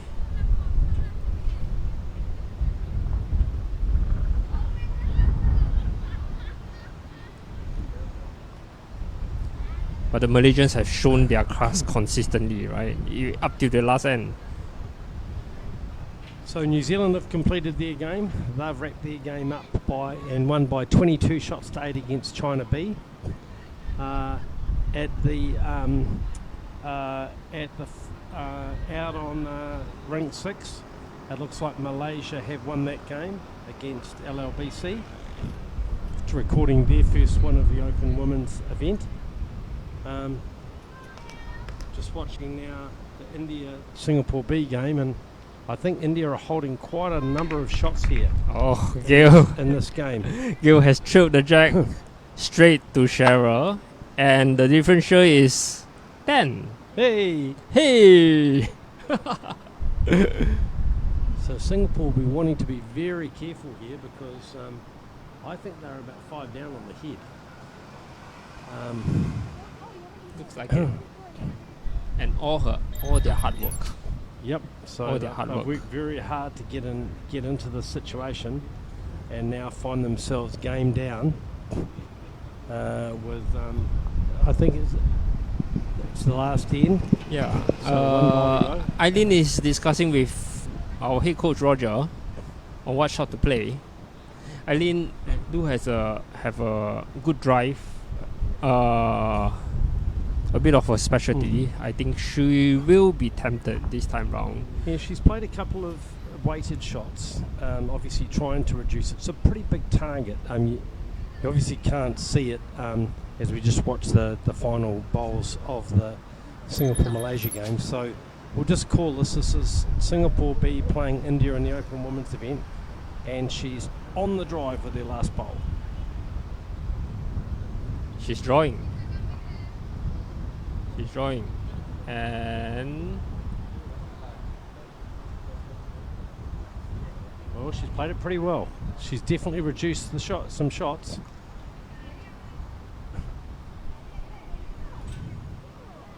So she's shaking her head, so I'm guessing that that might not have been enough. She was Yeah. trying to get, trying to reduce. Singapore ladies falling a bit slightly at the last hurdle. Yep, I think having led for most of that game, they've fallen on that last end, and it's And probably looks like 5. 5 to India. So I'm not sure what the score was on the board. So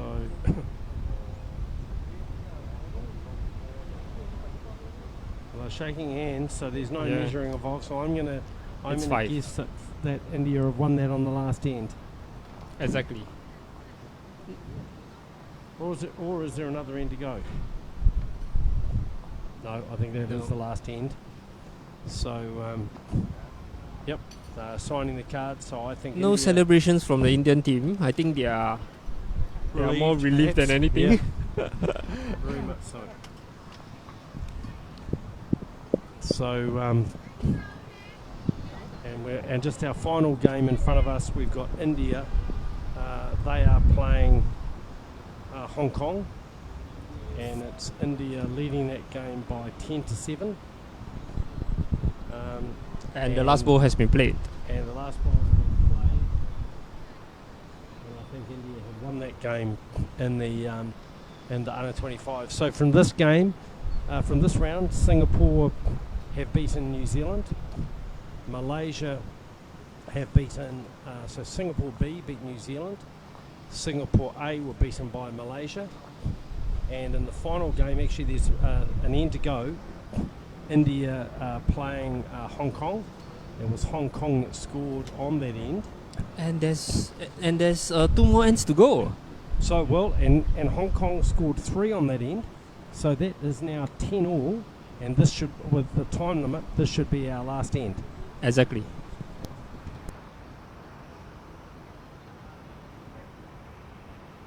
There you can see their board. They've only played 10 ends, so much slower than the other teams.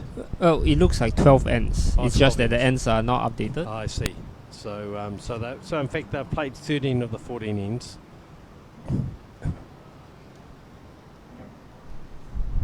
And here's a good opening bowl. You can see it from a distance from the Hong Kong lead. So we'll just call this game from a distance. Thank you to the camera crew for redirecting our cameras. You can see that game there. So yeah, we think 12 ends have been played, though it's the score that matters. This will definitely be the last end, and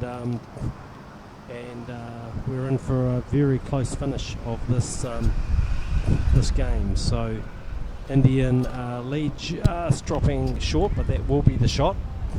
So early advantage to India.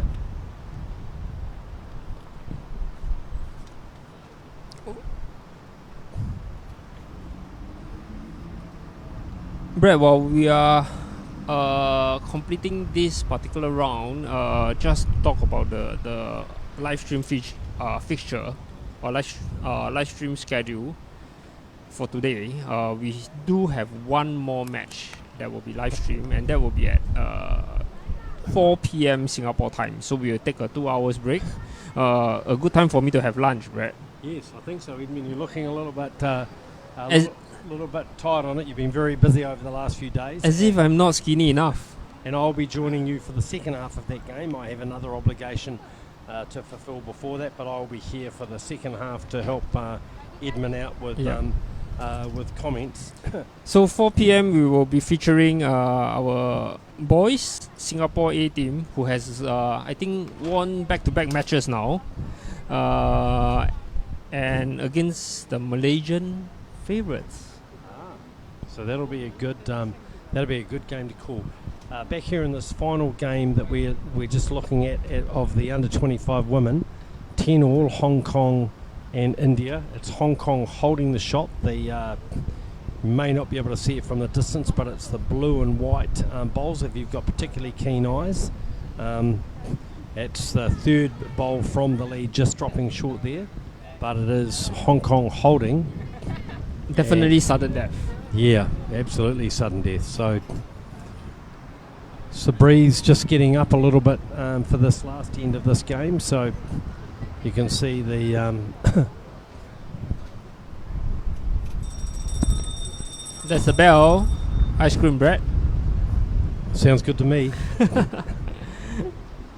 Especially if you look at the sun right now. So here's a last bowl from the Indian lead. Looking to play with a little bit of weight just to see if she can turn her own bowl over or come in for the shot. If she gets around that, she gets around it, she gets around Very decent. it. Well, that's the shot. That's the shot. Great bowl. It's where nervousness sets in, right? Well, definitely no nerves there. That was they took their time. They discussed the options. So now it's down to the Hong Kong skip. She has second shot, which is the bowl to the left of the jack. If you can see the bowl there, looks like the bowl in front is the shot. So let's see what she'll do. Looks like she's just going to be drawing with her first bowl on the backhand. And just trying to get trying to beat that front bowl for shot. So the Indian girls, they drew their first match against the Singapore A team. The skip converting on her last bowl to come in for the shot when the Singapore A team was holding 2 shots. So Okay. nerves of steel. Yes. And the Hong Kong team won their first match against Singapore B. So it's an uphill battle for the Singapore B, mountain to climb.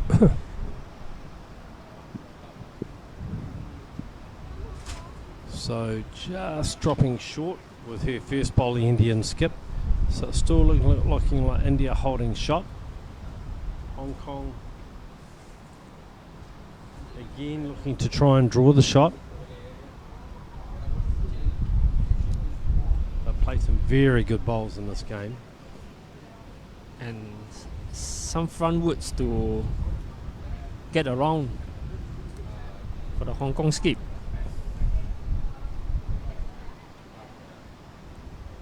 All right, she's on the backhand. She's close. She's close. She's close.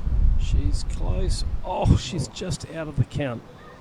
Just finishing out of the count. So that's another second shot for Hong Kong. Will they be tempted to attack with their last bowl? The Indians may not have to play their last bowl. No. Indian skip deciding to change her hand. Just try to cover those bowls of the Hong Kong team. And as expected, the skips are coming up to have a look. That won't cover anything. That might be a bit of a block, though I think it was entirely accidental. So the two skips come up to the head to have a discussion about what they're going to play. Okay, ladies. Oh, boys. Okay, ladies and gentlemen. For the 2 o'clock round, please take your places. On ring 1, India versus. Still got a game going. Scrap that. Andrew, just wait for the game. Just wait for the game to finish. No, I've just seen the 2 holes.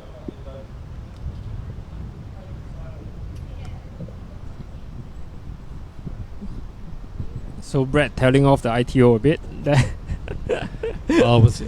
From where he was positioned, he was obscured from the game. two remaining bowls. So the Hong Kong skip again trying to draw the shot, not tempted to attack. So can she do it?